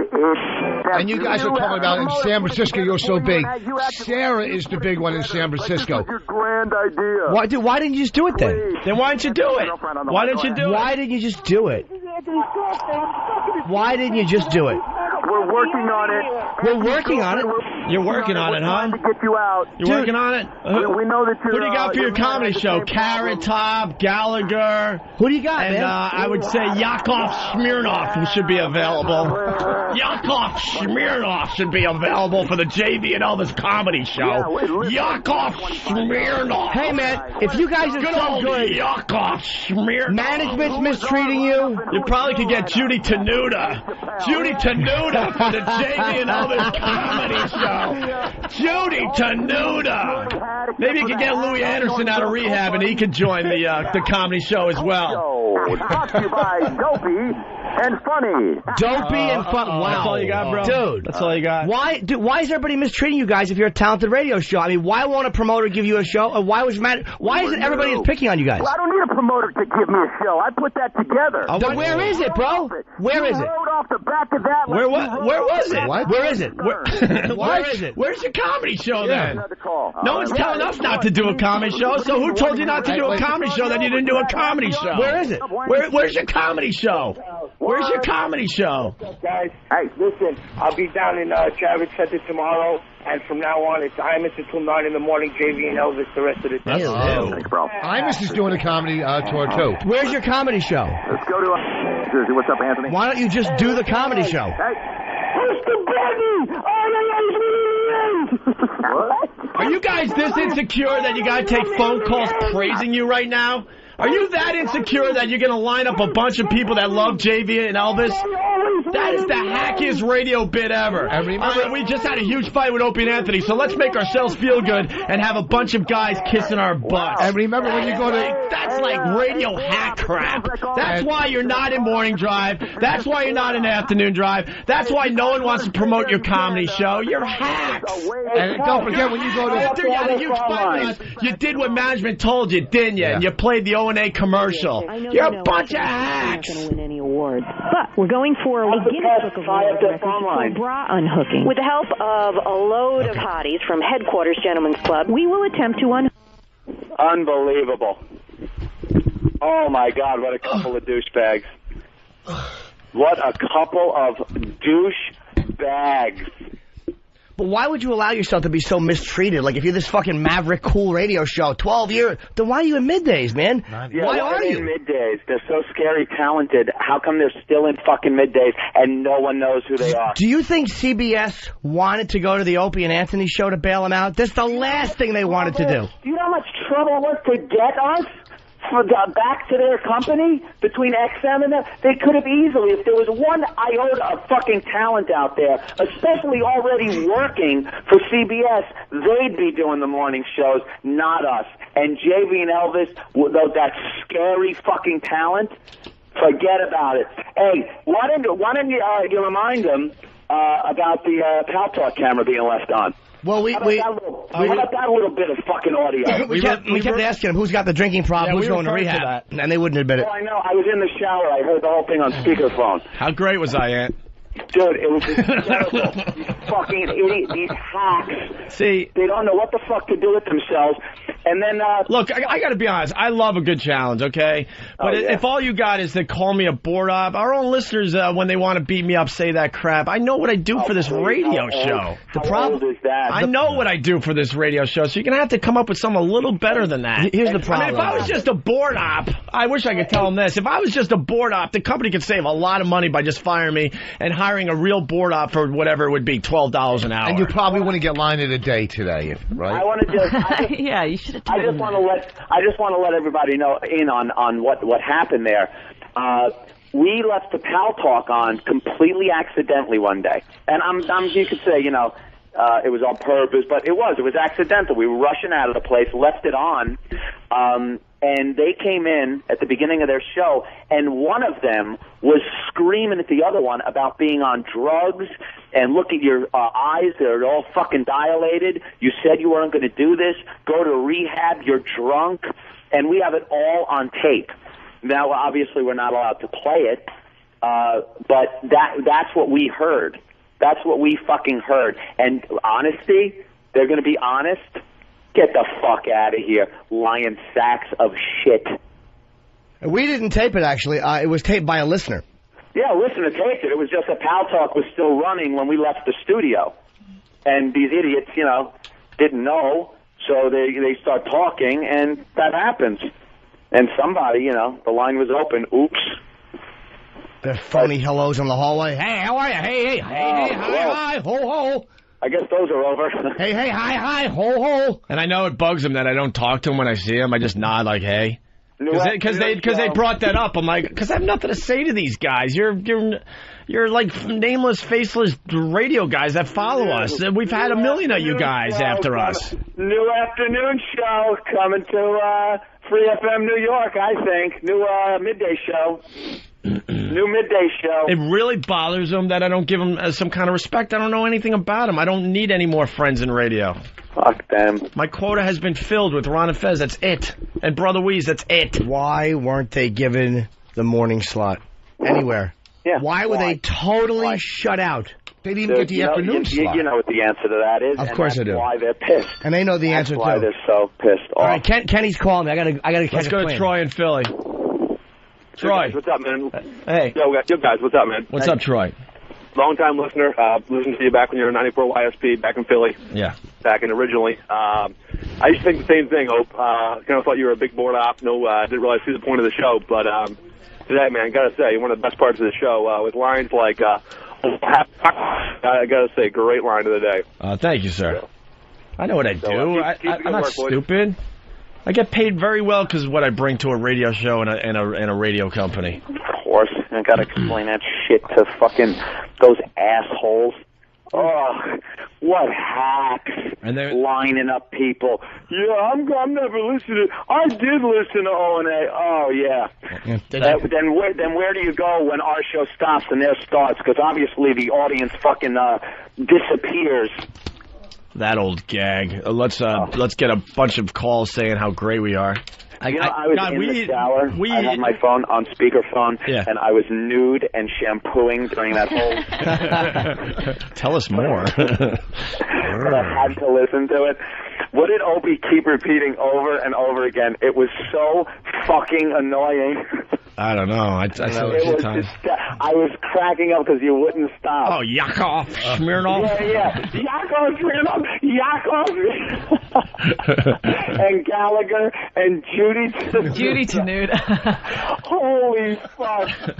Oh, is that funny, man? Comedy tours, this guy. He's just a jerk-off, and he knows he's a fucking relegated to middays jerk-off, and he knows it. That's what he is, and he knows it. That's why he's angry. Here's the difference between the two shows. Every phone line is lit, and they all want to just praise us. Yeah. Watch. And how fast... I'm not going to answer one phone. Shut their fucking phone lines down, by the way. How fast, if we said, they're taking calls from all their scary fans, shut down their phone lines. They'd be down in a second. In a fucking second, they wouldn't be able to take one call. So just shut up. This is so scary. Go back to where the fuck you came from. By the way, Mike from FMQB, big fan of the show, just did a great article on us in the latest issue of FMQB. Did we throw that online? The latest article from FMQB? We should have. Is that under the JV and Elvis one that's in the same issue? Well, they really, really fucked up, and it's something that radio guys do all the time. When you do go at it with another show and you don't like what you're hearing, you'll hit the dump and go, hey, Mancow used to do this all the time. Hey, you're cursing. I had to dump out of that because they didn't want to hear what you were saying. Well, Mike backs us up. Subject, not one curse word from Jimmy. Are these guys serious? Way to be team players and respect when one show has something going and giving weight to them. They would have wanted to do the same exact thing you did if the situation was reversed. There is no JV in team. I dropped the F-bomb within the first, minute of the conversation, and then I realized I'm not just, yelling at ethnics in my car driving home. So I stopped cursing after that. but no one else was cursing after that, and Jimmy wasn't cursing. No, I was yelling about something. And then you were burying them, and they had no response, so they dump and say, "Oh, Jimmy cursed." And then come say it to my face. That's what you say? That's what your idea... I'm going to beat you up. Oh, shut up. Beat you up. Oh, go shit in your hat. Go shit in your hat. Talent? That's why you're not in fucking mornings. Yeah, why don't you beat up all the other morning guys around the country, and then you can take their spots while they're in the hospital healing. I went with the whole board op thing. I'm like, oh, all right, a board op that's on the side of all the city buses, a board op that is a star of a TV commercial, a board op that sat on Letterman's couch. I have to go, boys. I'll see. I have a plane. Kenny's outside. He's calling me because I have a flight. What happened? What's my vehicle now? What's Sam? Hold on, Sam. Hold on. This little girl has something to say. Yeah, what's up, Sam? They just said that the station managers told them to stop talking about you guys and that. I'll do what management told you. That's how, you know. Ed and I made our names for ourselves by listening to management, you dopes. You don't even know what good radio is when it hits you in the face. Ed and I know how much trouble Ed and I got in over the years when management said, don't do this, don't do that, and we just continued. They actually yanked us off the air a few times, and guess what? It created amazing talk for the radio show. But you guys are going to be like good little boys because you know you have nowhere else to go, so you're going to have to listen to management. So they told you to shut up, and guess what? You shut up. And this is the board op talking. Let's see management try to tell us not to mention them tomorrow. Right. We'll talk about whatever the hell we want. Whatever. Always have, always will. It costed us our jobs a couple times, but we'll continue. Bye, guys. Anthony, good luck today, man. I'll see you Monday, man. I have to fly because Kenny is outside and I got a fucking flight. Have a good flight, yeah, and I'm taking off too. Who's left with that show? Jesus, what time is it? I don't know. Oh, you did 10 minutes overtime. All right, 11 minutes of bonus time. That means next week we start coming off XM at 8:40. That's right. All right, sweetie. I'll see you Monday. Great job, man. I'll see you guys, blah, blah, blah. All right, but hope everything works out, Ant. All right, I'll see you Monday, man. Bye, guys. Bye, Jimmy. Wait, Jimmy. I have to, dude. I'm really late. I was supposed to leave like 10:30. But I'm scared. Don't be scared. I don't know. I'm scared. You have boss here. Go karate kick anyone. I never got to do my own show. I just push the buttons usually. Put Travis down. I'm scared. This kid's got magnetism. I'm scared. Oh, I don't know. What do you think? Should I continue? Your shirt. Yeah, why not? Just plug my gig. Like these two? I'm sorry. Sorry. Jim Norton at the Improv in Pittsburgh all weekend long, starting tonight. We could do Line of the Day and get out of here. You guys want to go to noon for us? Who, me and Bonnie? You got anything in you? I'll go out. I mean, if you want us to, I'll do it. It's kind of hard to follow. Yeah, I know. There was like some amazing radio over at FM, and now... Why don't you be like reporters and just do like the post-show wrap-up? All right. So then there's not much pressure. You take calls and what you're feeling. They'll say something, then you could comment and All stuff. right, cool. All right, we'll do some post-show. All right, Bonnie and Rich will be doing the post-show today. Line of the Day, sponsored by Bodog. If you want to vote for Line of the Week, go to iliketolisten.com, iliketolisten.com. We'll be announcing that tomorrow, I guess, right? And if you want to learn to play better poker, go to bodog.net. This thing is sponsored now? I just realized that. Bodog is sponsoring Line of the Day. Okay. Why don't you listen to the same thing? All right, so there's the runner-ups. How many runner-ups we got today? One runner-up and one winner. I know I won today. The board op. I know I won today. Line of the Day. But I've never said anything funny. I already know I won. This is going to be a big party for me. All right, here's the runner-up Line of the Day. Why don't you listen to the same thing your cousin listened to? A bullet whizzing in. Oh, I hate my laugh. That was cute, but here's Line of the Day. Here comes the line of the day, line of the day.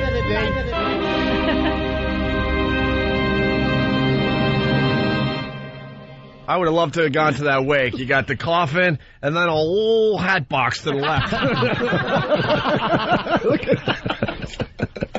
Aw. Bless your heart, Opie. I needed that today because they hurt my feelings over there. It's hard. That was about the girl out of nowhere didn't like Kenny singing Secret Asian Man, thought we were making fun of retards. So, is that what she thought? I thought she didn't like retards. I believe I don't know, she couldn't believe that we had a retard singing a song. It bothered her. And then, she said her cousin committed suicide or something. Oh, yeah, okay, yeah, so all right. Yeah, she got mixed up that we were talking about suicide. Yeah, and so then Jimmy and everybody went after her, and then we just had it, and I said, he blew his head off, so hence the line. How, these, we'll do it in the recap. These...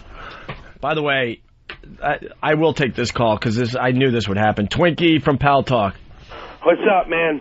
This is bullshit. I called Free FM when you guys were fucking screaming at each other, and I called them up, and I told them, I was the one that was screaming in the background that they were full of shit and a bunch of drunks and shit. That's bullshit. You guys are the king of radio. What else is there to, Well, honestly, I don't need to hear that today, but what I did want you to do is make sure you got the word out there that they're not taking our calls. That's how you handle a situation. You just blow it off. All righty, man. Thanks. Josie, I'm still fat. Later. All right. Thank you, Twinkie. Why did everyone call me a lazy cunt? I'm the last man standing here. Why? Oh, because you're leaving. Because now I'm leaving. God forbid I leave at 11:15. We're supposed to broadcast until 11.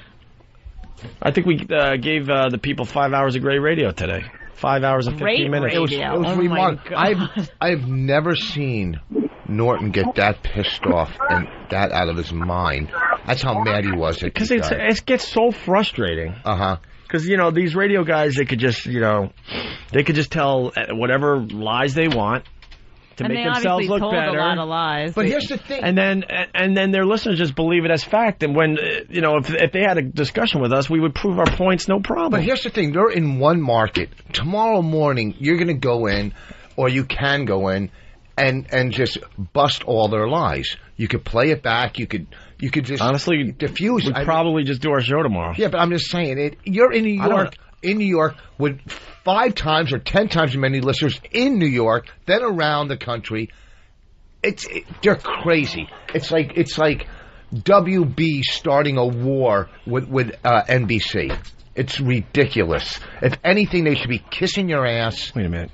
WB is too high up, I think. Yeah. WB starting a war with CBS. It's like the Wii Network. The Wii Network starting a war with Katie NBC. Couric would take on who? You think? I'm just. I can't think of it. What other? I wish I knew a WB show, which it's now CW, right? Everybody loves What does CW stand So maybe for? it would be the Undertaker taking on Katie Couric. It's whatever. No, let's really think Let's about do that. this. Oh my God! Why am I alone with this ass? Why am I alone with this dope? I'm giving a good analogy, a good comparison. Yeah. That if anything, we have our pride. You know what? Your pride, bull. So it's a what? It's a TV war now? No, I'm comparing. It's a comparison. Comparison of what? That we're bigger than them, and it was stupid for them to take us on. It's like an open micer starting a war with a headliner. With a big national headliner. It's like a kid starting a war with his parent. It's like a little baby lamb starting a war with a lion, right? See, you know Am what I'm I right? saying. Yeah, Am I you're getting right. it? You know what I'm saying. You talk Voss, that's great. My problem is I don't talk Voss yet. Oh my God, Rich. No, you know what I'm saying. Listen. Did you ever fight Marvin Hagler? It's like a CD starting a war with the nano. It's like when you fought Marvin Hagler. Listen, thank you, Anthony. We walked into a very Anthony. Oh. Opie, I am so sorry for leaving you. I'm listening to this, and I wanted to change to JV and Elvis. I swear to you, I apologize so much for leaving you. I want to sound so distraught. I want to let people inside my head for a second. This is how twisted I am. I knew this would be painful, but for some reason I wanted to go through the process. I swear this is my life. Like, I watch TV shows I hate and I get pissed off. I am sitting here out of curiosity to see what this dope will say next. The WB competing with NBC. They are. And he doesn't even like... Yeah, they do compete. Good point, Ed. It's like... But he doesn't even say it with a smile like we're supposed to sit here and be on the edge of our seat with every word that comes out of his mouth. It's like Pepsi competing with Coke. No, it's not Pepsi competing with Coke. It's like that other one, you know? What other one? The real cheap one. Right? The one that says cola? Yeah. I mean, what? Oh, what a dope. Oh, my dear, sweet Lord. You know what he does all the time? He'll he will accuse me of making words up. That if I'm just speaking normally, if I use a word with proper words, he'll accuse you of making them up. Yeah. Yes, that figures. Unbelievable. All right. I'm probably going to lose here, so have a good one. Don't stay in there too much longer with him. I don't want him affecting you. Yeah, know what's going to happen. If I stay in here any longer, I get all the emails. You know, without Anthony, oh, shut up. Look what I had to work with. You know, without Anthony, Opie's nothing. See, they can't do a show if one of them leaves early. This is my opportunity to shine. Help me out here, Henry. I'm here for you. Here's what I'm saying. How you stood up and just buried him. It was like it was Gladiator. It was Gladiator again. You it just was buried like a him. gladiator against a peasant. All right, we're going. You guys want to go to noon? Yeah. No, what are you kidding? All right, I guess. I don't know. I feel like, I don't care if you spend a half hour promoting Opie's that DVD saying we're of yours. terrible. And You're not terrible. Yeah, actually, we got good reviews on what you guys did last time. Really good reviews. Yeah, it was fun. And I complained a lot, and I apologize. We didn't do anything today either. We didn't do the T.O. story. We didn't do the... Why don't we do some of it now? Don't go. Look at me looking like, all right, why not?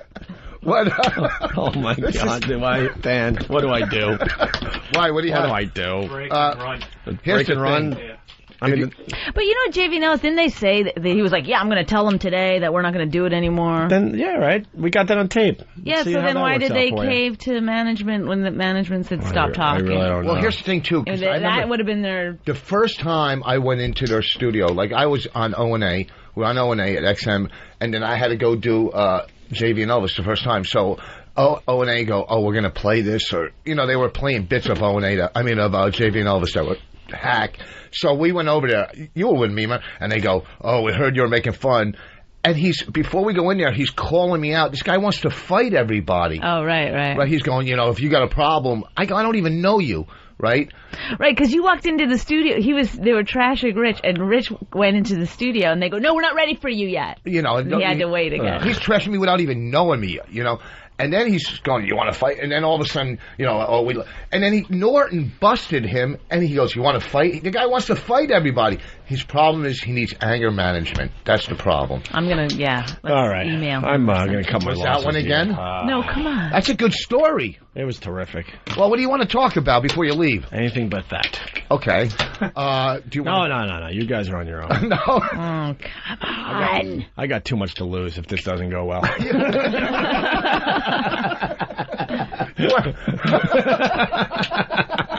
See, I'm funny, right? Yeah. It's not worth the risk. You got to know when to punch out. Well, we can handle it. We can take it. Listen, see, my stock could go up if I stay and really, really do some funny stuff. But if I fail, it's going to hurt me. You know what? The risk and reward. It's not worth. Right, exactly. It's not worth the reward. The risk you got to take. But we'll handle it because. All right, you guys will do the last half hour before Ron and Fez today, okay? Easily, yeah. All right, guys, it was an amazing show today. Anthony's drama was amazing. If you didn't hear it, if you're tuning in now, you might want to listen to the replay today. He's almost ready to take his meeting. And Yeah, just say that, because we'll keep the radio tease going. We don't want to tell people the ending before they hear the show. Oh. Because a lot of people don't hear the show until the replay anyway, as far as the XMers go. Well, thank you for having us today. Bill from Waterford, hey, guys. Are there any plans to change the name of the show to The Board Op, Funny Man, and Guy with Insane Girlfriend Show? Rolls right off the tongue, doesn't it? Let's say hi to Andrew in California. Hey, guys, I just want to congratulate you on yesterday's show. That was the most amazing broadcast I've ever heard in my life. The only thing that could top it is nuclear war. Well, yes. That's coming, too. Trust me. It was a wonderful program. Yeah, thank you. Chock full of surprises, stories, things. Who saw them coming? Yeah. Wow. Yeah. Actually, we all saw it coming. It was all just that underlying tension that had been there the whole time. But that just exploded yesterday with JV and Elvis. I really believe this is the only radio show in America where you got to listen every day to the entire show. Yeah. Because at any given moment, this whole thing could just explode. It's like a soap opera. We're either going to blow ourselves up. We're going to done that though before. I mean, any moment something crazy could happen on this program. Because it's a real radio show. With real people. We try not to put on the radio voice and do things like typical hack radio. It's pretty much just us throwing it out there. People seem to enjoy that. Well, where do we begin? Yesterday's show was just amazing. And I'm not going to explain it to the newbies out there. You really just got to get hooked. You missed out. We call it the O&A virus for a reason. Get hooked so we don't have to, explain things over and over again. But Anthony had a situation. A situation. A personal situation. That was remedied yesterday. Yeah, girlfriend is back home. Oh, she's actually here today. She's here today, but I mean she's back home. Spending the weekend in the city. Very nice.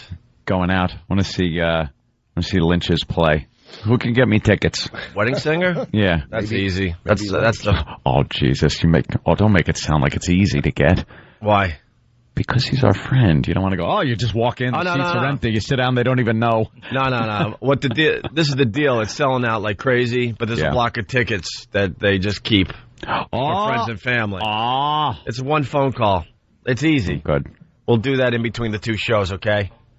But so Anthony just spilled his guts yesterday, got very personal, very emotional, very compelling, and thank God it had a really good ending by the end of the show. So we decided, stupid us, that the radio was so damn good yesterday that we needed to go a little later on this station here in New York and on our stations across America. I don't even know who kept going with the show.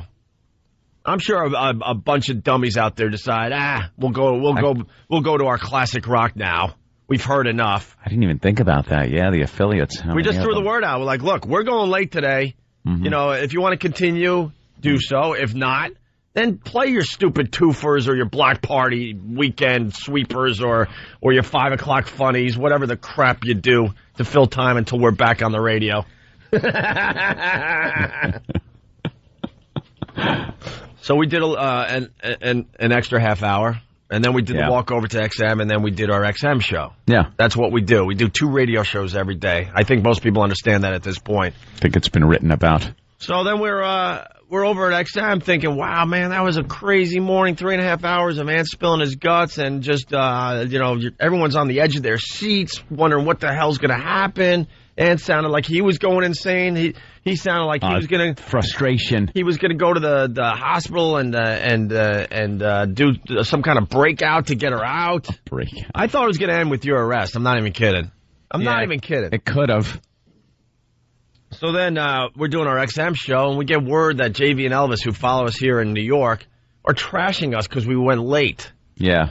And my whole point to that was, if you don't get why we went late yesterday and it was one of those things, then you just don't belong in radio. Don't understand radio. You don't belong in radio. It's some of the most compelling stuff you'll ever hear from a radio show, which forced us to go late because we had commercials backed up, we had guests backed up. You know, and their point was, well, they could have interviewed Pedro over at their XM show. No, we couldn't. He's a very busy man. He's a Hollywood actor with publicists around him. And he was here. We had to get the job done. We promised an interview with Pedro. Nice enough to sit around, too, for a while before we talked to him. So then they took some lame stabs at us saying, oh, that was worth going late. That interview was... compelling. Oh, wow. Really great interview. So we got him on the phone, and we beat the crap out of him.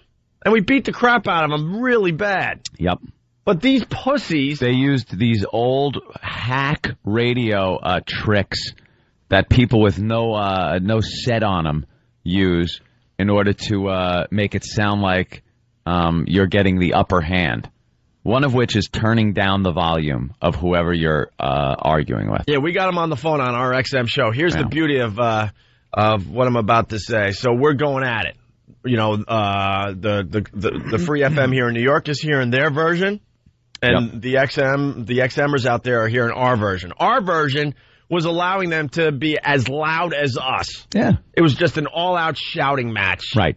Which I completely won, by the way. It's obvious to everybody. But if you were listening to the Free FM station here in New York City, we were so low in the background it wasn't even funny. Yeah, they turn That's it how way brave down. these asses are. Yeah. They're a bunch of hacks. Really brave. And that situation will take care of itself. They're a bunch of hacks. So the Daily News wrote about it. Wrote about it? Oh, by the way, to the people that did not hear the argument. Yeah. It's up on opieandanthony.com. Our version. Our version. Yeah, the one where you hear both sides. Where you hear both sides. Because I'm not scared of anybody. You want to fight? Then we fight. I'm not going to play little radio games and turn you down in the volume and stuff. So, you know, we can't hear what you're trying to say. And here's another old hack radio trick. When somebody says something that makes you look like an ass, you hit the dump button. Right. And dump it out and say, hey, don't curse, hey. Meanwhile, no cursing was done. Yeah. And we have our side of the story where Jim Norton at one point laid into them so badly that there was nothing they could do. They were like on the canvas. Jimmy, you know how Jim could just unload on somebody. Not one curse. And they kept dumping out. Not only did they dump out... Hey, you dropped the F-bomb. These guys are dropping the F-bomb. Jimmy never dropped the F-bomb. No, because we knew we were on radio and we want to be heard. So there was a couple curses that flew within the exchange, yes. But at that moment, no. No. And all of a sudden you hear, hey, you can't curse. I got to dump you. It's a curse. Oh, I get it. Right. You dump. You didn't no like one what we hears just, our yeah. You didn't like what we said, right? Right. A little too close to home. And then they're trying to claim that the only reason they have bad ratings is because they're in middays. And I'm like, well, then why aren't you trying to get a morning show out there? Yeah. Why aren't you trying to get an afternoon drive show out there? Because those are the two key slots that DJs want to be in. You're so scary talented. What are you doing sitting in middays? Right. Complaining. I've been doing radio since I was 18 years old. When I didn't like my position in radio, I didn't sit there and take it from management. I went and got a better job. That's what you do. That's what you do. You don't sit there and go, well, if they threw us in mornings or afternoons, you know, we would have unbelievable ratings. Would you? That's a big if. You're in middays rotting. You're in middays rotting. And you're doing nothing about it. And then they're bitching. You had a great opportunity when David Lee Roth stunk up the joint. Yeah. And if you were doing any type of show with any type of ratings, they would have moved you into that slot. You'd be sitting here. They didn't want to hire us. They were forced to. You'd be sitting here right now. Believe me, they didn't want us back. You think CBS Radio wanted to hire us? They were forced to. Drag us back? Do you think there's this loving relationship between XM and CBS? Also, that they could just, you know, make a deal and shake hands and smile at each other? It was that easy? No. This was a bitch of a deal to get through. And if there was any inkling of talent in the organization already, they would be sitting here. Yeah, because it would have been a lot easier. They did not want to rehire us. The lawyers, it's in the press. The lawyers down in Washington said, don't hire them. Do not hire Opie and Anthony. And management said, we don't have a choice. We don't have a choice. Jesus Christ, we either don't hire have a choice. Or we're going to be fired. So, we have to do this. So where was scary, talented JV and Elvis during that whole time? Right. Where were they? Right. And you want to bitch about 9 o'clock that we're doing it. By the way, I think that was the one time we ran over. And they, you know, can't take it. It was the one time officially we ran over. We ran over a couple other times, but it was sponsored. It was a big money-making thing for the company. So we said, sure, we'll do an extra half hour. But that was out of our hands. That was told to us by management. We could make a lot of money if you guys go an extra half hour. 9 o'clock, sorry. We'd love for something to work out where we could actually be heard on terrestrial radio until 10, because we don't like the idea that a quarter of our ratings are based on what they're doing, is averaged in. Because when you look at the ratings, you're looking at from 6 to 10. That's what everyone looks at, from 6 to 10. We work here from 6 to 9. That last hour, we have to rely on JV and Elvis's numbers to be averaged into our 3 hours. And by the way, they bitch how they can't get numbers at middays. When you break down the 9 to 10 o'clock hour, which is part of the fine morning drive slot, they stink. I know. Yeah, that's morning drive. You're doing an hour of morning drive radio. And stinking it up. And trust me, you're not helping us whatsoever. Yeah, don't do us any favors, please. And then they're doing just a bunch of hack stuff, like bringing Howard's name into it and stuff. It's like another freaking show that thinks Howard's going to rescue them. Go to Sirius then. Yeah, go to Sirius. Go end up over there. Go bow to the king, kiss his ass. Go ahead, go. And grab your $29,000 a year that he might give you. And do a commercial for him for your entire show, like everyone else that he brings over does. I take pride in the fact that we never had to kiss Howard's ass. Yeah. We've never brought Howard into an argument when we've had a battle with somebody. No. Howard did, but go work with Howard then. We're doing our own thing. And their argument was hysterical. What was that? Rich brought it up earlier. It was really... They go, they're such jackasses. Well, Howard... left you all the listeners. You got Howard. Yeah. Well, you just got the seat because Howard left. Well, they got to put someone here. They didn't sit there with their radios going. Zzz, and by the way, they put David Lee Roth here, and that didn't work. Right. And then they put us here, and we're working. So what's your point? We took over for the David Lee Roth stations officially. Yeah. And we earned it because they were trying to say, "Oh, look what you guys were handed." No, we weren't handed that. Before we screwed up royally, we were syndicating an afternoon drive to 1920 stations. Yeah. We made our own name in the business, pals. And we didn't need Howard to do it, jackasses. When David Lee Roth was plummeting, they were probably sitting there going, "Oh boy, this is sweet. We're in. We're in." Let me tell you, every Vulture show was sitting there crowing about how they're going to take over the slot. They're in, we're going, we're doing this. Well, we've been in talks every show, from Dick to all of them. And we just sat over at XM going, let's see what happens. And I don't know if Howard's going to allow you to drink on the air, so you might want to see if that's possible before you accept a job over there. Yeah. By the way, let's go to Tom. Hey, Tom, what's up? Yo, what's up, man? That was by far the best thing I've ever heard on radio yesterday. I'm a big fan. I've been a fan of your guys for years. I do like JV and Elvis. I think it's a good show. I mean, I think. Look, I can't even form an opinion because we're too busy doing 5 to 5.5 hours of radio a day. I'm not going to lie to you. I have no idea what kind of show they do. I heard they were successful in San Francisco. I'll tell you this much. I've been in radio since 18 and I know all the players. I never heard of JV and Elvis until we started working with them. I just never heard of them. I like the fake radio voice. Because now I'm hearing they claimed in the past that we ripped them off. And the complete dishonesty. Is that part of the show you like? The complete dishonesty? Every show BS is around. BSing around is one thing.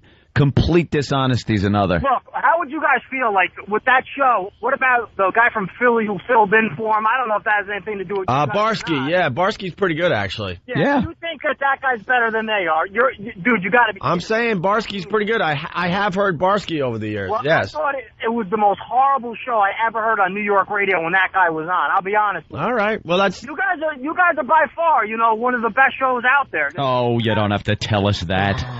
And then they try to claim we stole their comedy show. What was that about? Yeah. I had no idea they ever did a comedy tour or comedy show. We were the first to do a tour. Oh, yeah? You book Abbott and Costello? Right. Yeah. There was never comedy tours before that, and radio's never put together comedy tours. I had no clue. I have no clue what they did with their careers. I know. This was an idea we had 4 or 5 years ago. It's not an original idea. They've been doing comedy tours through radio stations, by the way, for many, many years. We just took it to the next level. That's all. Because no one's going to go see their tour. What are they going to do? Sell out, Do the cellar?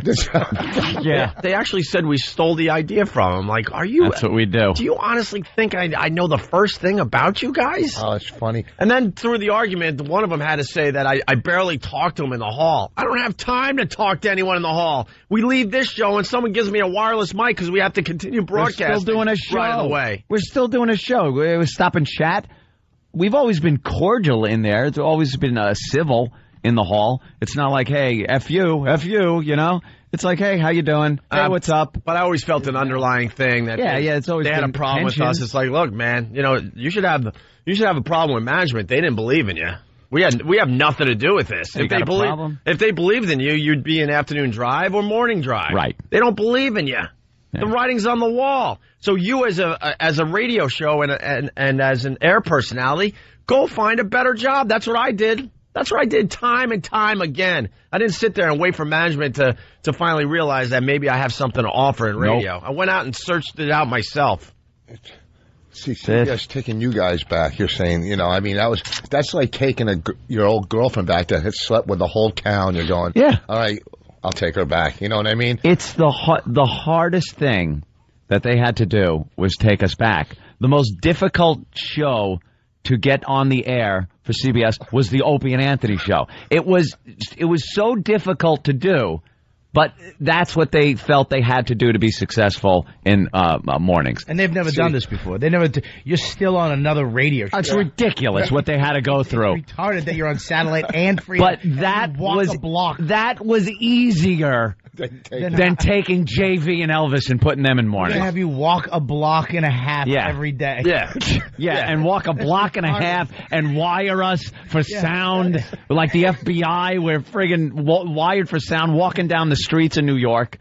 It's ridiculous. JV and Elvis don't know that Pereno was ahead of them. It's a spot. Wow. Thank you, Rich Voss. Anyway, the Daily News, the headline, a nasty case of air rage at Free FM. A surreal story that began when WFNY morning co-host Anthony Cumia's girlfriend was involuntarily committed to a psychiatric hospital. Cuckoo! Led yesterday to Anthony and his partner Opie exchanging a torrent of loud insults on the air with the Free FM team that follows them, JV and Elvis. The volume of this exchange and the fact it involved hosts from the same station made it sound unusually intense. JV and Elvis said Opie and Anthony aren't as successful as Howard Stern, and that while Anthony is funny, Opie is just a bored operator. Go work for Howard then, man. You love the guy. Everyone thinks that that's what's going to get to us. They reach for the Howard. We have more listeners than he does. What the hell do we care about Howard? You know, they're hoping that Howard heard this, and all of a sudden Howard's calling up, hey, Jay, yeah. All of a sudden he's calling and giving them, a great gig over at that crap hole. Sorry, I don't think he's got your number, especially out at the Hamptons house. He doesn't even know you exist, so keep trying, though. Try, I don't know, maybe flying banners or something. Yeah. Right over the beach over there. You don't sound too desperate by using Howard's name in an argument. These are the guys that if you could work your way into a polo match out in the Hamptons, perhaps he'd recognize you or know you. Opie replied, yeah, a board op who's on the side of buses and David Letterman's couch. A board op who's a multi...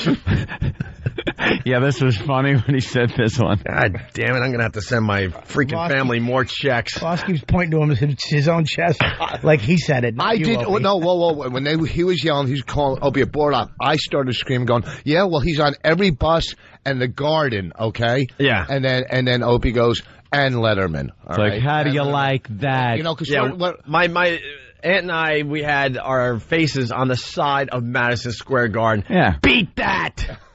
No one's going to beat that. Yeah. That doesn't happen every day. And it was the whole Garden. It was us and Mark Messier. Beat that! Beat that! All right. So anyway, Opie replied, yeah, board op who's on the side of buses and David Letterman's couch. A board op who's a multimillionaire. What do you think of that? Great. My family's going to be calling for checks That's it. Any hour now. Multi? Did you say multi? You told me you were making $100,000 a year. Ooh. Opie said nobody listens to JV and Elvis, and that if they were any good, they'd have gotten the WFNY morning show when David Lee Roth was fired. Mark Chernoff, vice president of programming for WFNY, said after the exchange, it's just radio. I hope people remember that all hosts, Stern, Imus, have these kinds of exchanges. That's not what he really said. He said, good impression. It's stupid. It's safe. It's like the safest thing Mark Chernoff could say. He's got to keep everybody happy. Everyone's happy. That's his job. His job is like Thanksgiving dinner, where he knows that portions of the family are over that are going to argue and fight. Right. But come on, let's keep it all nice. No. And then his quote ends with, "I love all my hosts." Oh, he didn't say that. Tell me he didn't say that. What he really said is, who's JV and Elvis? The drama began with Anthony talking about how his girlfriend was committed and how he was working to spring her. Spring. Opie and Anthony host 6 to 9 a.m. on WFNY, simulcast with XM, then 9 to 11 on XM alone. It sounds complicated even when you read it, what we do every day. But Chernoff said Kumia's story was compelling enough to for them to stay on WFNY until 9:30. JV and Elvis, who do 9 to 1, grumbled about losing the time. O&A called them from XM, and the discussion quickly escalated to schoolyard-style yelling. Schoolyard-style? And at that point, they turned down our volume because they're a bunch of pussies. Yeah. We kept them up in the mix the entire time. Our version is up on opieandanthony.com. Oh, you'll hear the XM feed, which has where we weren't cursing, and they were saying, you could hear them actually saying, hey, don't curse, hey, we had to dump out of that. You could hear it. Oh, what? There's Mark Chernoff. Oh, Mark is with a fake gun to his head. Making the gun to his head gesture. Say hi to Imus for us, will you? A schoolyard-style yelling. Opie also said WFNY's parents, CBS, wants me and Anthony to do the 9 to 10 hour, which is true. But who would that? That's kind of like obvious. But now all the XMers are scared. XM is pretty much not going to allow that. I don't think they're going to allow that anytime soon. I got to, calm them down because the email just went nuts. Eric Logan is getting emails from pests like crazy. Well, now we have to do 6 hours of radio, I think, to keep everyone happy. Which we just 7 might hours do. You never know. Something like that. It's going to be a regular 8-hour job, 40 hours a week. Yeah.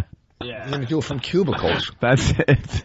Let's see. Elvis said later that when the call ended, he and JV were told to stop on-air discussion of it.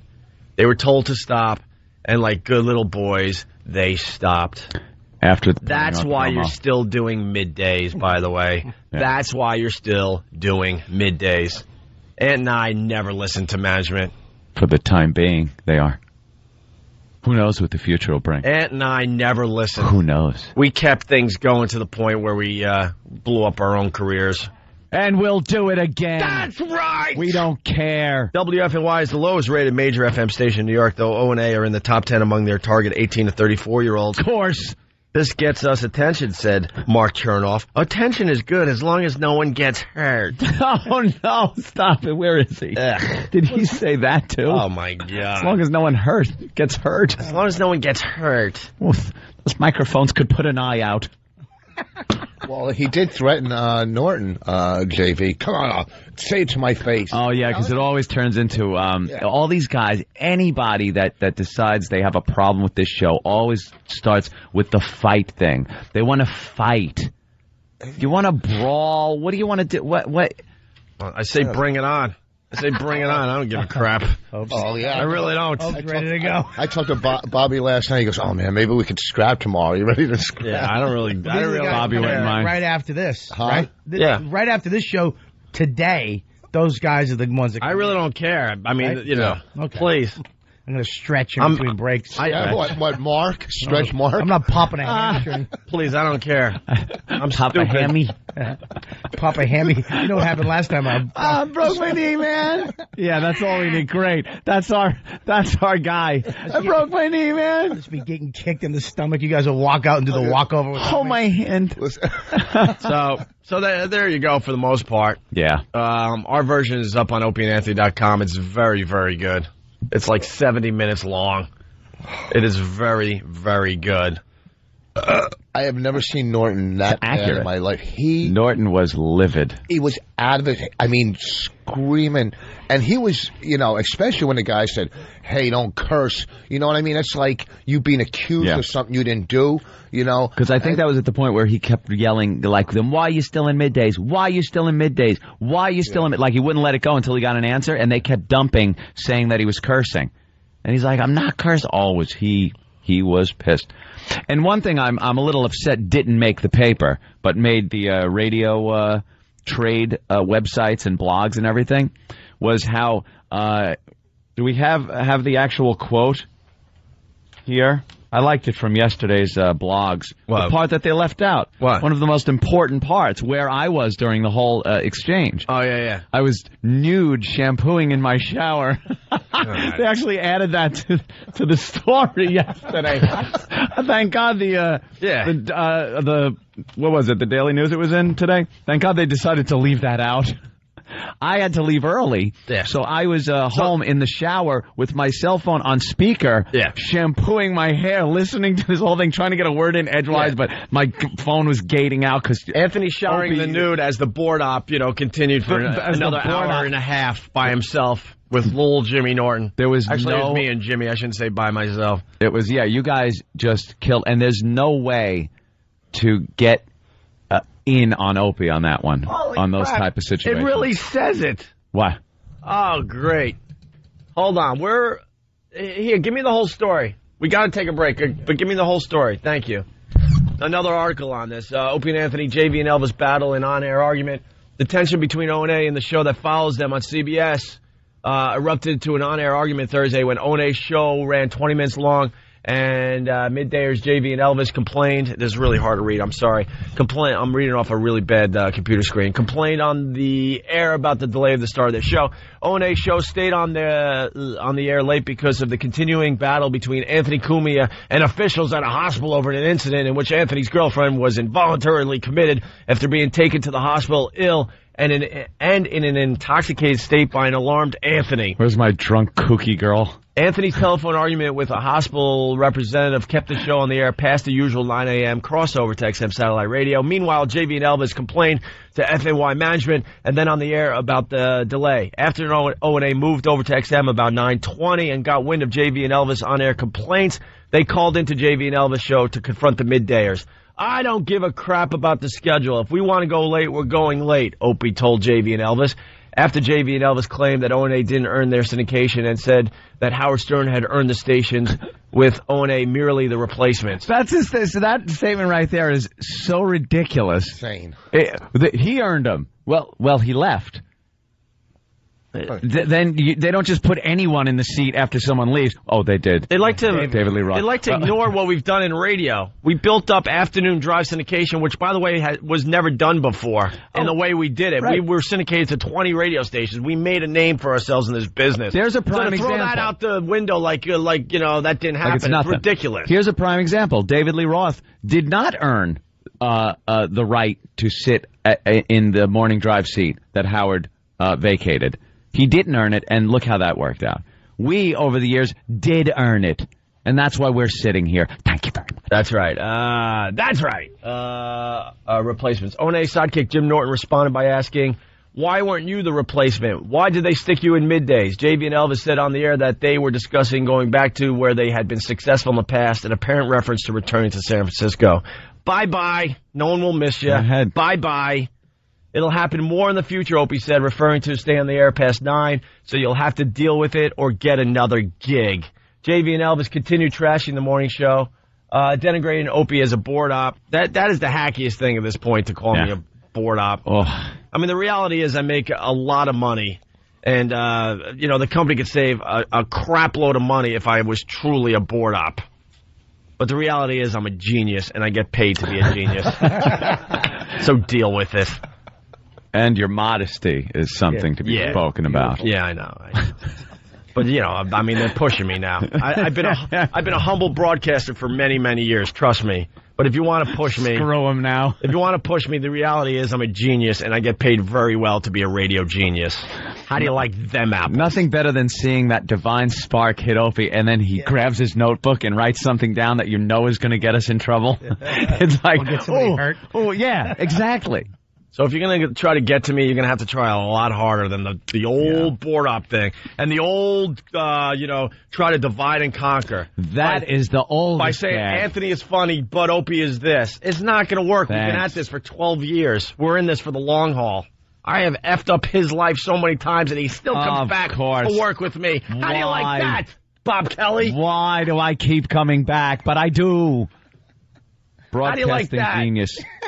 If we can't break ourselves up, you're going to be the one that breaks us up, divide and conquer? Stop. That old gag? Shut up. Just because you can't stand who you work with, JV and Elvis continue trashing the morning show. I'm getting a timeout from Mark Chernoff. Relax, we're almost done. A timeout? And talking anti-One phone... What? It would be easier if you could read... and taking anti-One phone calls well into the show with Opie and Anthony on the phone from... Opie Anthony from his home and Norton listening in and commenting on XM and arguing with JV and Elvis. Opie noted that... You got to get on mic. What are you reading, Norton's screen? It's really hard to read. Smeared with Opie noted that goo. Noted that it must burn them up that a board op is doing better than them. New midday show coming to Free FM, Anthony laughed. Adding that he was nude and shampooing during the whole argument. Okay. Adding that he was nude and shampooing, yes, during the whole argument. It was really hard to read. Which I absolutely was. It was the most disturbing thing, listening to a big argument as I'm trying to shampoo with one hand because I had the cell phone in the other one. Well, in my palatial shower. I want to thank them for the excitement and all that crap, but now we move on, and you guys just become an afterthought. Remain in your obscurity. So we're done with you. I hope you enjoyed your day in the limelight. Wasn't it fun? But that's all you get is a day. Wasn't it fun being part of this whole excitement of the morning show that is the Opie and Anthony show? It must have been fun. Well, bye-bye. You get a day in the limelight. That's it. Through your bone. Howard, you got to respect him, and that's why we still battle it out with him all the time. But you guys, you get a day. Congratulations. You got a day out of us. All right, let's say hi to Ted. Truck stop. Ted, what's up? Edit, Ted. So, yes, just about the fight yesterday. I think it's ironic because they also have a problem with the back end with the radio show that their show's syndicated in San Francisco, and yet they can't get their own show syndicated back in their old market. Oh yeah. Well, we're moving on from this crap. By the way. Yeah, we just enough. They've been in the limelight long enough. If they want to go back there, let them. If they stay here, who cares? It doesn't matter. But I could care less. We do encourage people to check out the audio of the fight on our website, opieandanthony.com, because it's hysterical. Yeah, is what it is. I yelled Yakov Smirnoff. For 3 minutes straight. For the comedy tour. Yakov Smirnoff. That they wanted to put together. What was your lineup? Gallagher, Yakov Smirnoff, and Judy Tenuta. I'm like, that's the type of comedians you guys can get. But to claim that we ripped off the idea from them, I don't even know what to say to that. I had no clue you ever even did a comedy show. I'm sorry. I don't know much about you. I'm sure that really bothers you, by the way. I know it does, because one of them had to say, oh, he barely even talks to me in the hall. I don't even know who you are. It's because you have a drinking problem. Just keep hoping for the All right. Just keep hoping for the Howie call. I'm sure that'll be coming any day now. Let's go to Georgia. James, what's up? Hey, guys. Hey. Hey, love the show. Been listening for quite a while now. Cool, thanks. I was just wondering what happened with Anthony's girlfriend yesterday. Nobody said anything. I sprung her. She's been sprung. Yeah, but how'd you get it out? No, I went over to the hospital, and apparently some of the doctors had heard the show. They heard the show and sat down, spoke with them. They were, pretty much in the mindset of they just want to prevent lawsuits. And that's pretty much what the deal was all about. And I say, it would be nice if I could actually have gotten in touch with some of these doctors a little sooner. That would have been nice. Have her signed out that day. But, that's not the way it happened. But I sat and talked to them. They seemed to be, pleased as punch that they were being talked about on the air. And she's fine. That's pretty much it. She's here. She's actually in here today. I've had that. You got to be very careful. I've actually done alcohol overdose and wound up in the hospital. And they come in as soon as you wake up and they start asking you questions. Yeah. And you have to be very. I had instinct enough to know, to be like, no, this is my first time. Blah blah. Somebody, I gave them all the right answers because they really do want to just throw you in a room. Grab her real quick for 2 seconds. Watch this. But just watch this. Got her out yesterday. Yeah. Brought her home. Everything was completely fine. Not even an issue. I mean, things it says committed in the paper. Committed. Oh, yeah, you got to have her say something, because the first line in the Daily News article says, committed to a psychiatric hospital. All right, here, baby, how you feeling? I'm good. How are you? Fine, baby. You feeling better? Yeah, everything's great. Yeah, you want to lay down now? You comfy in your pajamas? Oh yeah, I'm gonna go lay down, yeah. She feels. See, everything's fine. This show is so messed up. Jesus Christ. That's not right. By the way, that's not Aunt doing a voice. No, that was her. That was actually her. Yes. That was her Anna Nicole Smith impression that she's been doing. It's terrific. Josh in Florida, what's up? Morning, boys. Hey. Mr. Bordoff, sir. Yes. I just wanted to say that you were awesome yesterday, but Mr. Norton destroyed. I haven't heard him that enraged since Dragon Wagon and Kenny from San Jose. Oh, Kenny from San Jose. Because we hate dishonest bitches, man. It comes down to that. A lot of dishonesty flying yesterday, and it gets ridiculous. Hey, look at the time. We have to end the show. Oh, damn. Or do we? Or do we? Pick your feet up. You know what? Let's sit back and relax. You didn't even get into his new book yet. Oh, I know. I want to hear about the new book. The new book. What? Woo, he just got real comfortable. Oh, yeah, he did. Yeah. What you heard was 2 feet going up on a desk. Kicking back, relaxing, settling in for a spell. Deal with it. Getting back to Busting Vegas, the new book by Ben Mesrick. Yeah.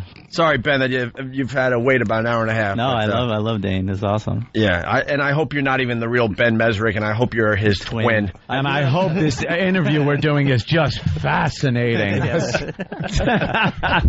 Oh, this is heated. Let's go to Carl in Jersey. Carl, what's up? Opie, you put your feet up on that desk at 9 o'clock. You're my hero. After that fiasco with those dopey bozos, I love you. I'm going to buy XM for everybody I meet for the next 15 minutes. I swear to God. All right, thank you, sir. You're amazing. Thank you, bro. Let's go to Anthony in New York. Anthony, what's up? Hey, what's up, Board Up? What's up? I got to tell you the truth, man. I'm a JV Elvis fan. Get off the goddamn air. No. You're that Anthony guy that called yesterday? Dude, see, they hang up. Here's what happened. He called their show yesterday twice. Yes. They had to get him to call twice to give them compliments on their show. And meanwhile, instead of hanging on, and he could have said whatever he wanted, let it be known he hung up, because we don't hang up. Justin in the Bronx. Bash us. We're giving away tickets on the walkover today, right? Yes. I hate my name now. What tickets again? It's the same as his. Hey, Justin, what's up? Call me Kathy. Hey, what's up, guys? I was just wondering when this guy's book's coming out. Yeah, when's the book coming out, Ben? Busting Vegas is out in paperback right now. Let's get that all out.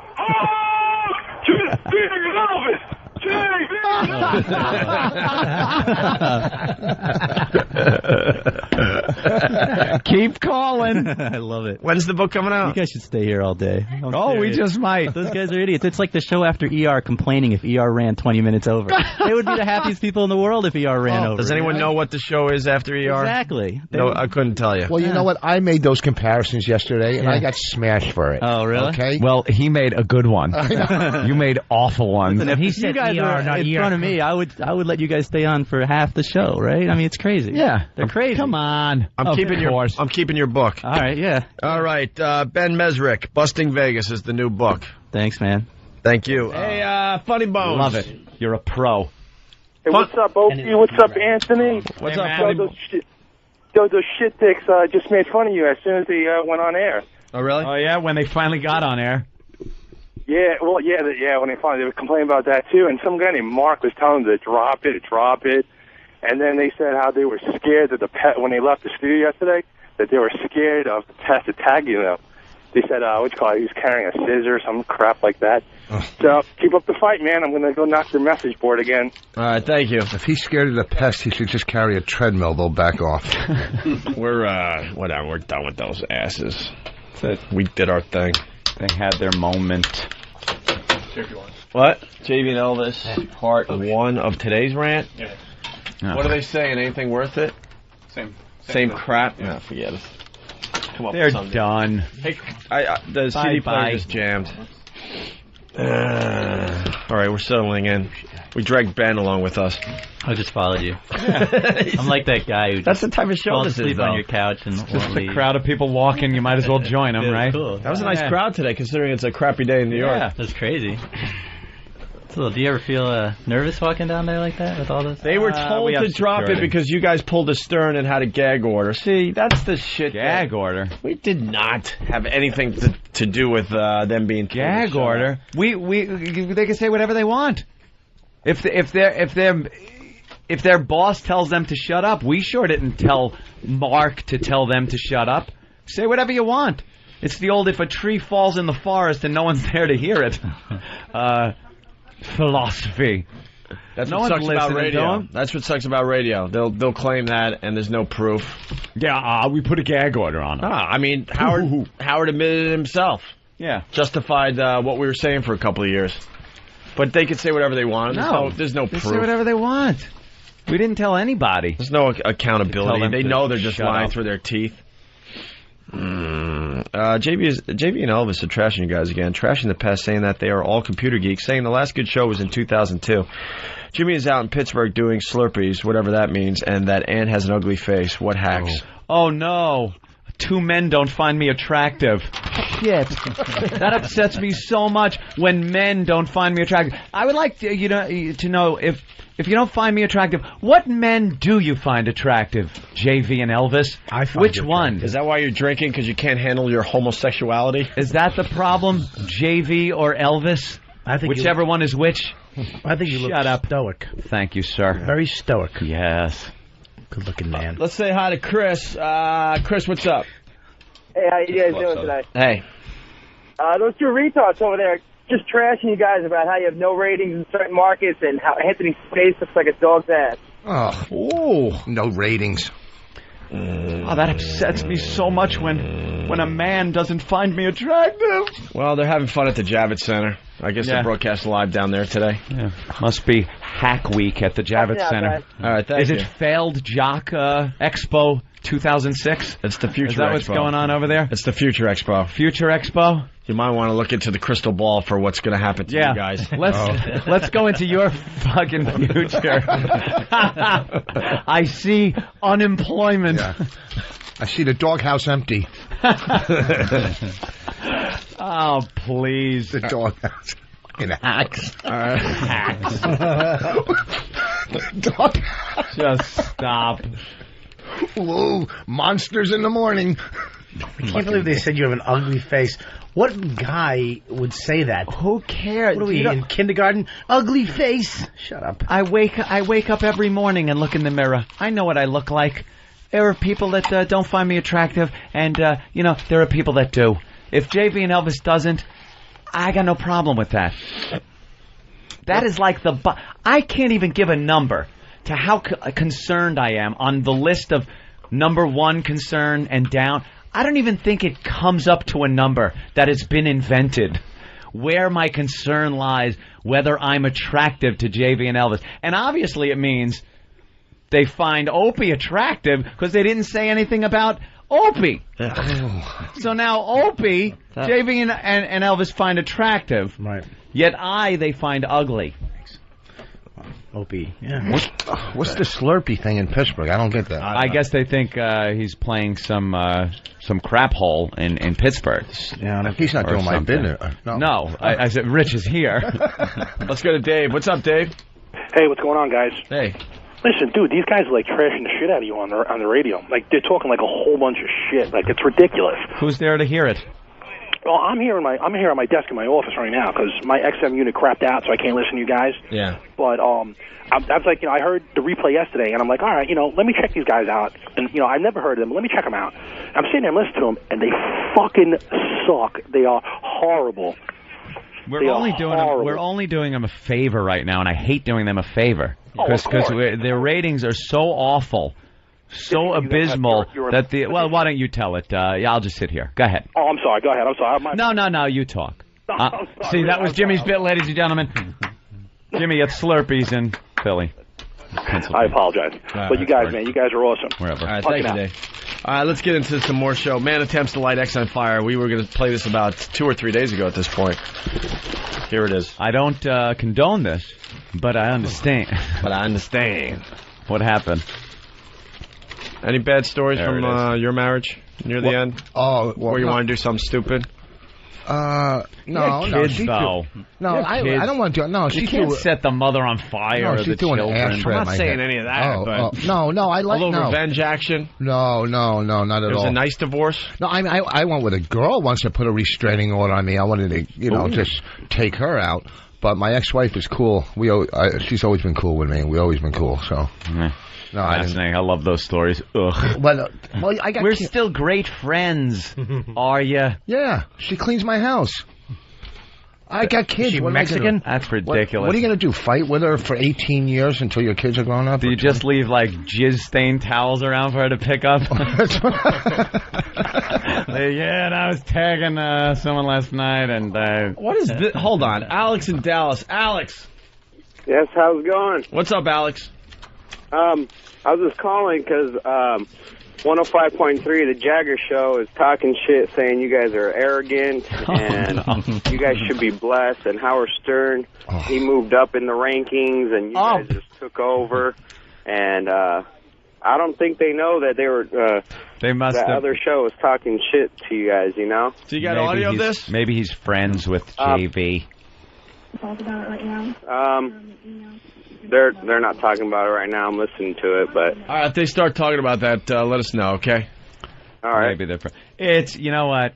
It's real tough to be the big boys. It's tough to be the top gun in town because there's always the people that want to come and have a little shootout with you to get a little attention, to get a name for themselves. And unfortunately, fortunately for us, but unfortunately, we're now the it show.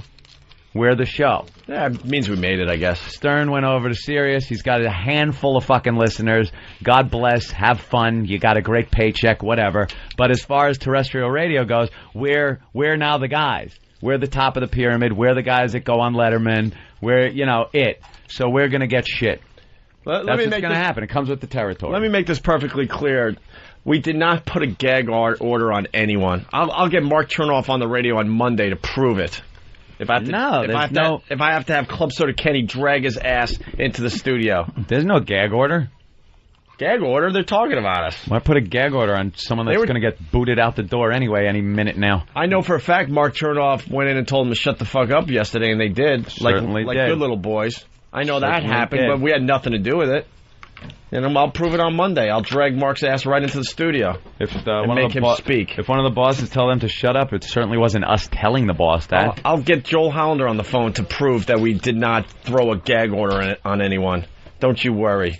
We'll take care of that on Monday. Daryl from Chicago, what's up? Good morning, Shit Dicks. I got an advertising update for you guys here. CKG's actually spending some money. They put the commercial on TV with the chick with the big fat ass, which is hilarious, mind you, and the billboards, and you guys aren't that ugly. I don't know what these guys are talking about. So I think you guys are cute. Have a great day. Punching out. All right, thank you. Thank you, sir. Let's go to Dugout Doug. Doug, what's up? This is just the situation I was waiting for.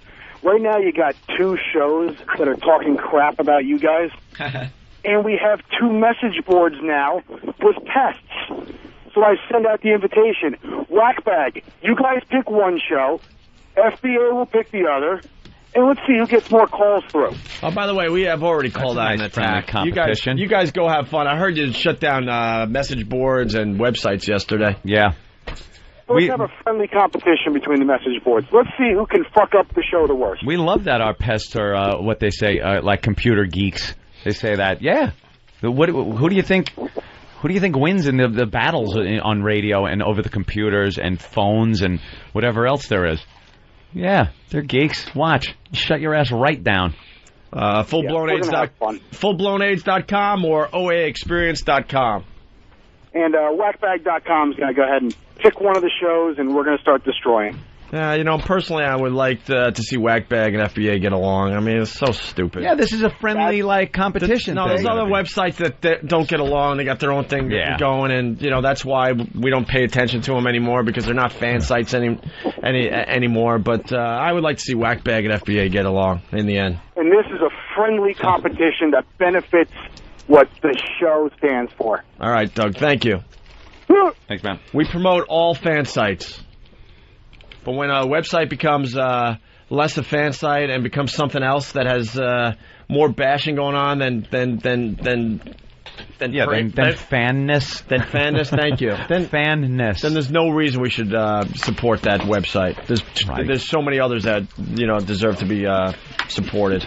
All right, listen, let's say hi to Charlie in Philly. Charlie.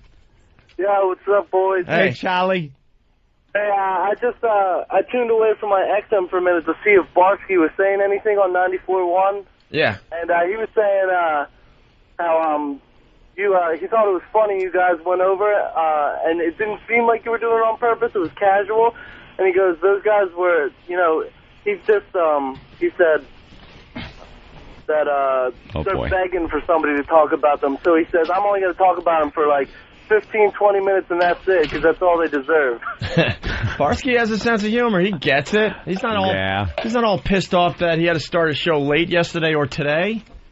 Exactly. He understands the end game. The same paycheck. He understands the end game. He understands that we leave him with a huge audience when you're having a show like yesterday or today. Yeah. Now I'm getting more info. Jagger is on the same station we're on in Dallas, and he's pissed off that we went late, I guess. Oh, look, here's the deal.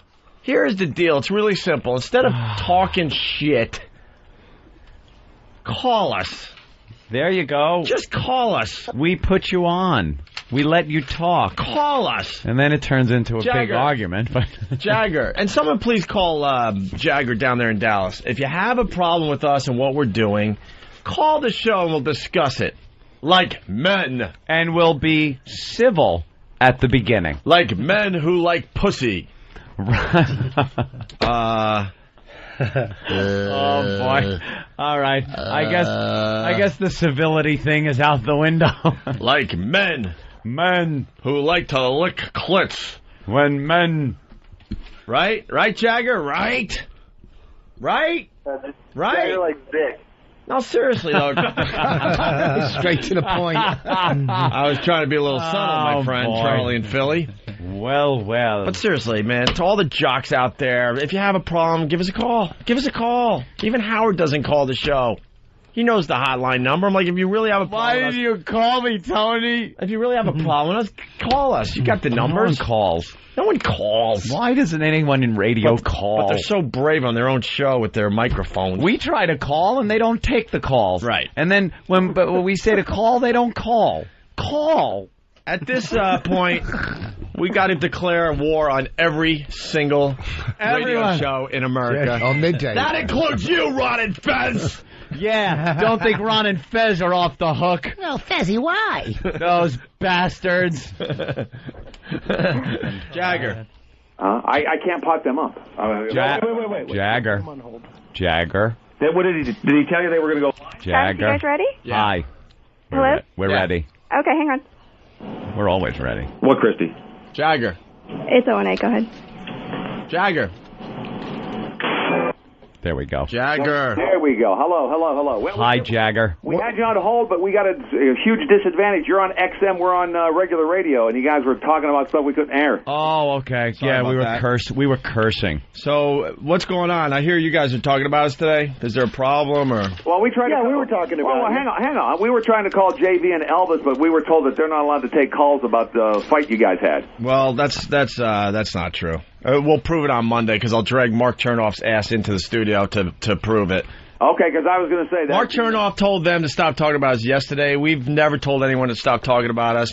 And like good boys, they stopped talking about us. That's not our problem. We had nothing to do with it. Okay. Well, I'm glad you clarified that because I was going to say that would be the biggest Hippocratic move ever because that's one of the things that you bash on Stern about. Yeah, exactly. Absolutely. I mean, we would say whatever you want. We'd never put a gag order on anybody. Our history speaks for itself. We've taken on everybody. All right. Well, thanks. We had 8 minutes of content this past hour because you guys ran so late. Yeah, well, we've never had a problem with you, have we, Jagger? No, not at all. But I'm just saying, it's the past couple of days. That's all. Did you guys... Sorry there's been some collateral damage because... that's exactly what we were talking about. It definitely, is collateral damage. Are you guys friends with JV and Elvis, I'm assuming? No, we don't even know the guy. Yeah, okay, all right. Even met him. No, we don't know them. Now, Jagger, you've worked in New York. You've been around the block, man. You know radio, okay? Let me ask you something seriously, okay? Go ahead. Yesterday, did you guys go with our show yesterday? Yeah, it was on. No, I mean when we went late? Yeah. Now, do you understand why we went late yesterday? Because of the situation at the hospital with Anthony's girlfriend? Wasn't that compelling radio? What? Was it compelling radio? I didn't. That's Mondo. I didn't say Mondo. It's one of the other guys. I'll clarify that. That's Mondo. No, I didn't say that. Well, and dude, not only that, but it's like y'all didn't even really talk about that. I mean, I know. I guess it was discussed, but I don't. I think you guys just did your regular stuff. I didn't think it was really the discussion of what was going on with Anthony's girlfriend. And no, I didn't think it was that compelling that I had to stay riveted to the radio. Wow. Hey, really? You wanted an honest truth. You want me to? No, I respect you for telling the truth. But what do you consider like compelling radio, if not like somebody on the other personal life and things like that? Like what do you consider maybe an example of compelling radio? Well, the most compelling was when Jim Norton went to that Yankees benefit thing. That was pretty. Oh, and he trashed Jeter for like an hour. Oh my God! Yeah, that we're talking. That was hysterical. Yeah, that's fun. All right. Well, you really didn't find that interesting yesterday when Ant got completely personal and doesn't always have to be funny. And was talking about the situation that was going on with him and his girlfriend. Not particularly, but I don't know Anthony. That's Mondo, and I don't know Anthony either. You know what I mean? So if I had a better working knowledge of you guys and had more of a how it is when listeners listen to a show. They become personal. You become a part of our lives, and I didn't feel that way. I didn't feel it was that compelling. Doesn't matter. It's the fans would appreciate it more because they have a knowledge of me and you just don't want to find it compelling. Hey, it has nothing to do with me finding it compelling or wanting to. Because I'm just saying the feedback. Because we're smart radio guys. We know when we suck. We know when we're having a good show. We know when we're in the zone. And the feedback I got to tell you from yesterday's show was unbelievable. How much from Dallas? It wasn't necessarily Dallas. It was just the people around us, and right. It doesn't get broken down. They don't know No, I mean I can't like start filtering email and go, well, Dallas liked it, San Francisco hated it, Boston liked it. In general, I'll say this. In general, people found it very interesting radio yesterday. Yeah. And then we went late, and those guys had a problem with that. We talked to our WISP in Philly. They had no problem we went late because they knew it was just one of those things. And then today we went late just to bust their balls. You understand? Of course you did. We talked about that. Because the last thing they do is tell people to go listen to Whoopi Goldberg. Right. But, it was obvious we were going to go late today just to bust their balls, Oh, I know. I sat there and I'm like, here they go. And I knew exactly what that was for. Right. But what I said is, this is one of those deals where it's a pissing match between the midday guys and you guys, but the affiliates are the ones that take it on the chin. Nah, I mean, you guys would take it on the chin if all of a sudden we did this for the next 2 or 3 weeks. It's over. Yeah, we're done. From where we sit. We're done with them. Well, then we can stop spray painting over the kiosks with your pictures. Good God, there's enough of them here. All right, well, I'm kind of surprised, to be honest, that you guys weren't enjoying that show yesterday, but, No, that's Mondo. Listen, that's one guy talking to you. Don't throw that out at everybody. And this is Dean. I'm part of the show barely, but I honestly, I didn't hear yesterday because usually before the show I'm crying and drunk, and I don't hear a lot. Wait, is that Mondo talking? No, that's Dean. That's Dean. No, this is not Mondo. I have nothing. I'm not affiliated with him. All right. But I was just curious if you could... Look at these pussies in here backing up. Oh, no. I mean, I have to say, honestly, I didn't get to hear it yesterday, so I was just wondering if you could just very briefly tell me what was going on, because I know briefly Anthony's girlfriend was sick or something like that, but I guess what I'm asking is why did it warrant enough time that it knocked everything out of whack? Not that that's a bad thing or a good thing. I'm just wondering, what was it about that incident? It was just because it was unfolding as we were on the air. So the thing is, answers were being gotten and put out over the air as things were happening, so it ran late. When the show started, we didn't know when Ant was going to be able to get his girlfriend out. It turned out to be I'm embarrassed to say it, a perfect radio bit, because right when we were ending the show, we get the good news that she's going to be released from the hospital. Right. And I know that sounds like, oh my God, they're doing a hacky bit, but it just worked out that way. That's just how it worked out. It was in real time, so it's hard to cut it off exactly. But when you're getting some real radio from somebody on the show. And you can't all of a sudden say, well, hold that thought. We'll be back after these messages to hear more of Anthony's pain. So, right. we went late and we got way behind in spots and guests and other things we wanted to do. So when 9 o'clock came around, we had this dude from Employee of the Month, Pedro. Yeah. But now we're starting to we're starting to hear it might have been Pedro's twin brother. His twin brother. They send he sends Efren Ramirez. Yeah. Well, let me ask you guys this, because again, I'm kind of new to radio, but should you date someone based on the bit you can get out of them? Just as a pointer? Yeah. Actually, yes. Whatever material you can get. It's 20 hours I a love week. You, but you're too normal. Yeah. No, I'm just glad that you guys, and I hope you clarify it on the air Monday, because if JV and Elvis weren't allowed to talk about it because of Chiusano or other management, then that's fine. If it was because of you guys, I'm like, that would be such a douche. No, Mark Chernoff told them to shut up, and they shut up. We would never. We welcome them to talk about us as much as they want. Anybody. Talk.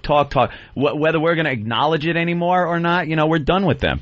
What happened yesterday, it happened. As you know, we don't do that all the time. We're off when we're supposed to be off. Normal. It happened, once. Okay. And they blew a head gasket about it. So yeah, today we did it just to screw with them. And what's really going on is they don't like management and whatever. Yeah, they got problems over there. They got their problems. They want to go well beyond us. They want to be doing a morning show or an afternoon drive show. So Hey, it's funny. When I worked in New York, I actually worked with Cubby, who's over there with Whoopi Goldberg. Yeah. Yeah, dear God.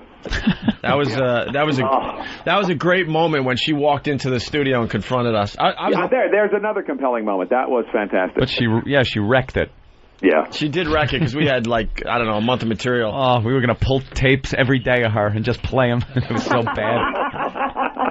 Yeah, but there was no gag order. We're going to try to prove it on Monday by dragging Mark Chernoff in. And what frustrates me, we really try to do a very honest radio show. We try. We really do.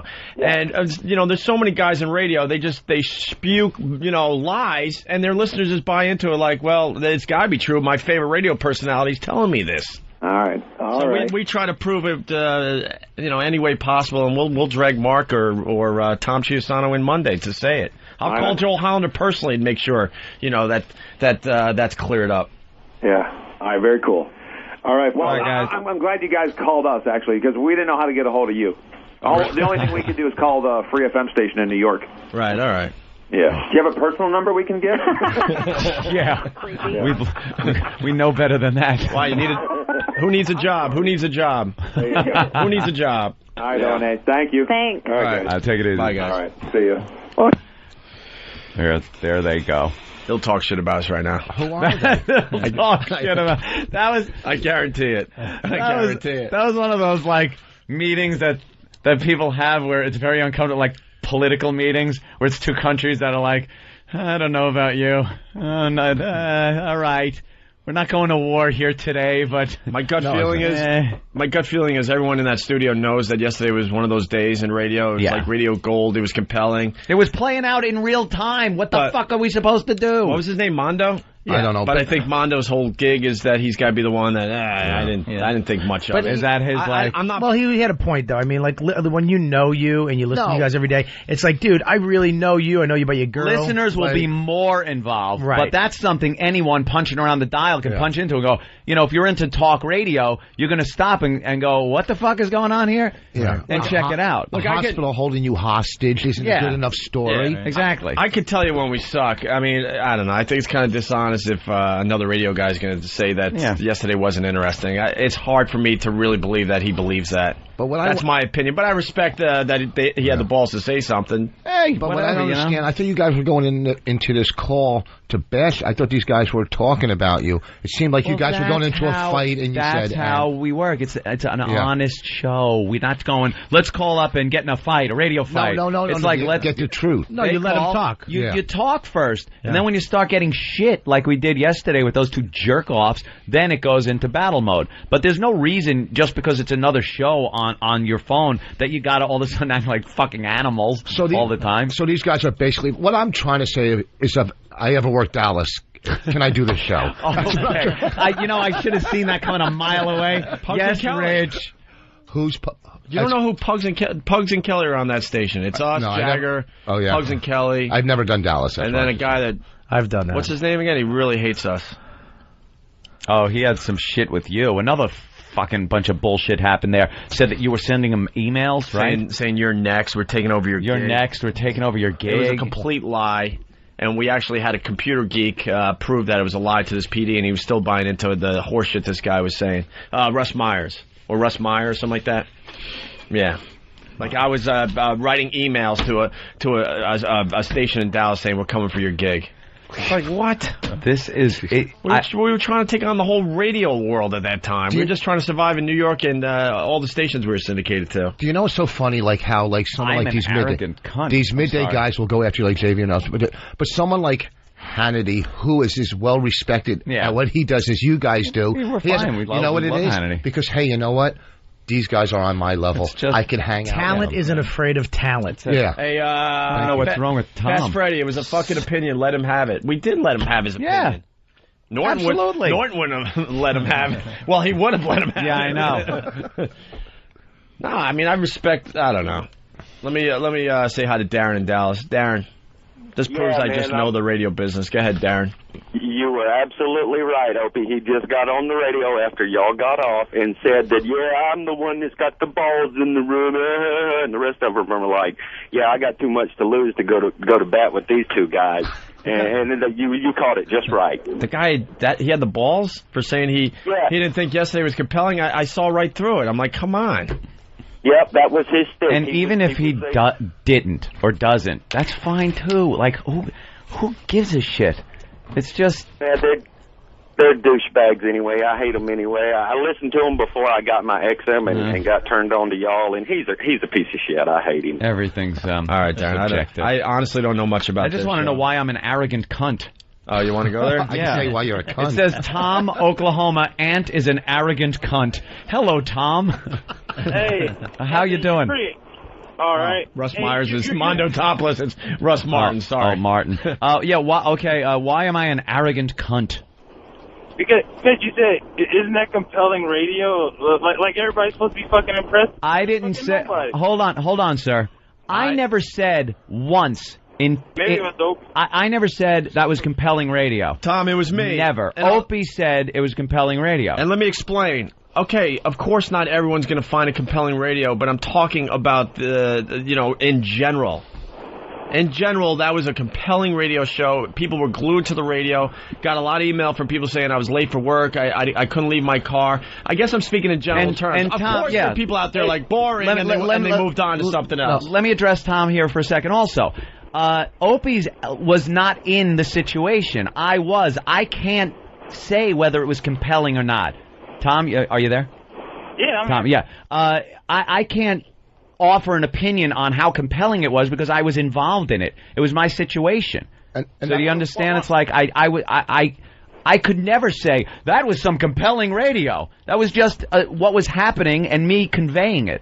And not only that, when an athlete plays a good game, he knows it's a good game. He goes, you know what? I played above my level today, or I did well. You don't go, he's an arrogant douchebag. Okay. He knows he did better. Even like the Rolling Stones, Mick Jagger, he knows he's in the zone and giving the people a great concert. But there'll still definitely be someone in the audience going, they suck tonight. But I'm talking in general terms. You know. I just know that was a great show yesterday. I just know in my soul. Yes, Tom. More analogies. Hey, why don't you let your fans, or lack thereof, speak for your success? See, here, now you called with an agenda. You called with an agenda. I didn't call with an agenda. You did. You don't like it. Well, wait a minute. Let's talk civilly. You don't like us, and you said our fans or lack thereof with no knowledge of our ratings, Tom, right? Do you know how many listeners we have? The ratings, Howard. I have our ratings. So it's not important. Tom, I have our ratings. I know how many listeners we have. And saying our lack thereof is some ignorant response you're making because you don't know how many listeners we do. It's been printed that we do have listeners. So what you're saying is a bullshit. You called with an agenda. I didn't call for an agenda. Oh, let me explain what agenda means first. Exactly. I'm sorry. Get a friggin' dictionary. Oh, you don't have to explain anything to me. I'm not a crazy cunt like your girlfriend. Hey. Wow. Don't call her crazy. Low blow. Which is the heaviest box to lift? Yeah. Yeah. Don't act like anything else. Anything else, Tom? Oh, I gotta go back to listening to Howard Stern like everybody else. Oh, you got Sirius. There you go. Wait, you got them both. You got Sirius and XM. Tom, wow. Tom, what's that? Tom has more radios than he does teeth. Sister, right? You're not my wife or my sister. Tom. Yeah. Tom, what do you know? Read some articles on Howard Stern, then you'll realize how wrong you were with that last statement. And keep listening. You listen every day, Tom. Keep listening. You know everything that's going on. Okay. Thanks, you know Tom. everything that happens on the show. Thanks, Tom. Thanks for the call, Tom. Receding hairline asshole. And that's a prime example of what happens on this show that doesn't happen on other shows. That he gets through. I want to hear what he has to say and address it. And there it was. The guy, an uninformed jerk off. You guys. I mean, look, and he said something funny, and we kind of laughed. Yeah. I mean, most guys are so egotistical; they do nothing wrong. And the reason why it was compelling is because usually talk radio is about news and blah blah blah and celebrities. Very rarely do you get a guy who's the star of the show let everybody in, because you get letting assholes like him in to say that shit about your chick. But you're saying, fuck it, go ahead, this is really going down. That's what's happening in real time. That's why it's compelling. Can I tell you why yesterday's show was so compelling? Why, Opie? Because I know radio like this. He's pointing to the back scab of his on your hand. No, the scab's over here. Freckles on your forearm? With the bump that Voss put on the back of your hand with a golf ball? Wait, that's over... your malignant tumor? It's still there. It's still there. It looks like a rocky road. The reason yesterday's show was so compelling is because everyone is talking about it today. Look at that. Jagger's saying that, his show, he's the representative of the show, I guess. It's his show. So their show in general saying it wasn't compelling. Really? Then why are you talking to us today? No, just Medusa. There's no other reason to talk to us today. Right. Yeah. We created talk. That's what you do with a talk show. Right. What do you do? Even that guy who... You know what? That speech on compelling was compelling. That's what I'm saying. I like compelled to find something compelling. That was compelling what you just said. It made me... I feel compelled to comment on what you just said about compelling. I would be compelled by what you just said, but I'm still so compelled about that compelling stove refrigerator. Yes, it was compelling. If I could say refrigerator. And if hold on. Let's say hi to Jason in Oklahoma. Jason? Hey, boys. How you doing? Good. Hi, Jason. I would like to apologize on behalf of the state of Oklahoma for that last caller. Are you apologizing for Tom? Yeah, we're banning Oklahoma from the show today. We have. We're putting a gag order on Oklahoma. We have to do it. You still have fans here. All right, thanks, Jason. Thank you, Jason. Alrighty. All right. Brett in Boston. Hey, what's going on, bud? Hey. So you are a genius marketing guy, but that was clearly not compelling radio yesterday. I hate to say it. We're listening to Ant talk like a lunatic to these hospital people, and it just probably wasn't working out, even for us regular listeners. But come on, guys. One man's opinion. It's all subjective. Yeah. But what I don't understand is, don't you, when you're talking to corporations, and don't you get so frustrated that they put you on hold and put you through this and that? Don't you deal with that all the time, right, sir? I can't. Well, I can't. We're gonna end this because this is so. It was an amazing show yesterday. The Daily News wrote about it. First of all, I didn't put it on the radio. I didn't put it on the radio for it to be a great, compelling segment. It was happening. I couldn't, in all honesty, come in yesterday and do a show about goofy stories in the news, Brett. It's not a thing. I couldn't just come and sit down. I didn't want to take another day off and just sit at home stewing about this. So I figured I'd come in and put it out over the air. Whether it made great radio or not wasn't my motivation or anything. So here's the deal. Okay. Anthony, here's the deal. The people that hated the radio yesterday would probably also hate to see Jimmy Norton at the Pittsburgh Improv tonight, tomorrow, 3 shows. It's a plug. Yeah, I saw Jimmy last night. I also saw him in Secret Agent Man. And, Jimmy was hysterical as usual. You'd expect that. Yeah. But the real star of the show afterwards was the Secret Agent Man. He's kind of like a mix between a carny and one of those baseball stadium vendor guys. Dude, I got to ask you something about how they're feeling in Boston. Yeah. Go fuck yourself. Douchebag. I do that much better than you. I got him to say yeah. That's all I wanted. Oh, okay. Yeah, the timing was off. I just wanted him to say yeah. It just made me uncomfortable. I just wanted him to say I feel yeah. bad for him. You don't give him the fucking Boston sympathy shit, Mr. I wasn't. Don't get mad at me. I felt uncomfortable about that. I'm shaking my seltzer bottle at him. Fucking old Jew. The only time you scare me is when you have your fucking wine glass. Look at you, young man. Don't you give him your sympathy. I got him to say yeah. That's all I was trying to get him him to say, and then hung up on him. It was just uncomfortable. All right, look. You and your faking... I'll crash myself. Pussies, when are you going to prove you didn't put a gag order on the other show? Is Mark Chernoff here? What? No, he's been fired. He's been fired? No, I don't know where he is. Wearing revealing... They thought he was nude until they realized all those slacks are just form-fitting. No gag order, you douchebag. He knows it. Come and who said that? What nameless douche said that? Wilma. Fingerdo. Wilma. What is that? I don't know. Some funny call. Why don't you call and at least face the show as real human beings and not faceless typing? See, we don't deal with radio shows that just openly lie. Yeah. If Mark is here, bring him in. Because it's, the radio shows can say whatever the hell they want, and, they're People not held believe it. accountable, just like these stupid news programs that we're talking about today. We did not put a gag order on anyone. No gag order, you ass. Ask Tom if he wants to come in and prove that we didn't do it. Yes. We hate Tom on our show, but he could help us today. And tell him to put on a non-homosexual appearing tie. Tom. I said that he walks in. Simple as this. Here's Tom Chiusano, a man of his word. Who you hate on your show. Well, yeah. I got caught saying the last time you were on, we were talking about, getting a sunburn. It was kind of depressing for everybody. No gag orders. Thank you. Okay. There's no gag orders. No. Tom Chiusano, a man of his word. He's got a reputation in this business. He worked with Howard forever, and, the fact is we did not put a gag order on JV and Elvis. They made up that crap. Stop it. No. Who's they? Huh? Nobody made up any crap. Mark Chernoff told them to stop. It had nothing to do with us, and they stopped on their own. We said we don't want our two shows fighting, and you and they both agree, so we've all moved on. No, we didn't agree. We just decided to move on. We just moved on. Yeah, because it's not really important into the overall picture of what we're trying to accomplish. Dick, all right? Huh? If you're gonna call me in here, don't be a dick. No, I'm not being a dick, but you got to tell it like it is. We don't carry the way is what I'm getting at. We don't. There was no gag order. Jesus, gag order. Okay, gag order. Because they report differently. They said that we told Who's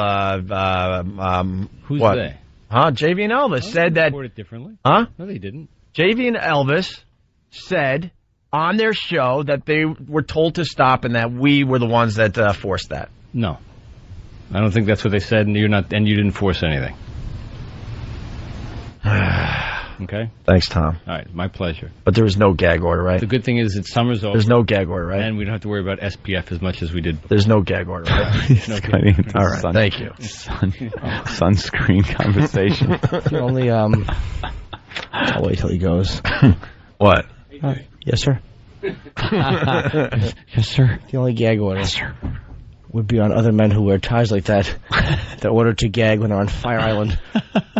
Tom's a straight man. The fact is, we love when people talk about our show. It just helps us in the end. It's a gay tie. And we love taking on all parties. Oh. Good last-minute diversion. Yeah, really. Huh? They're trying to keep everybody happy. What can I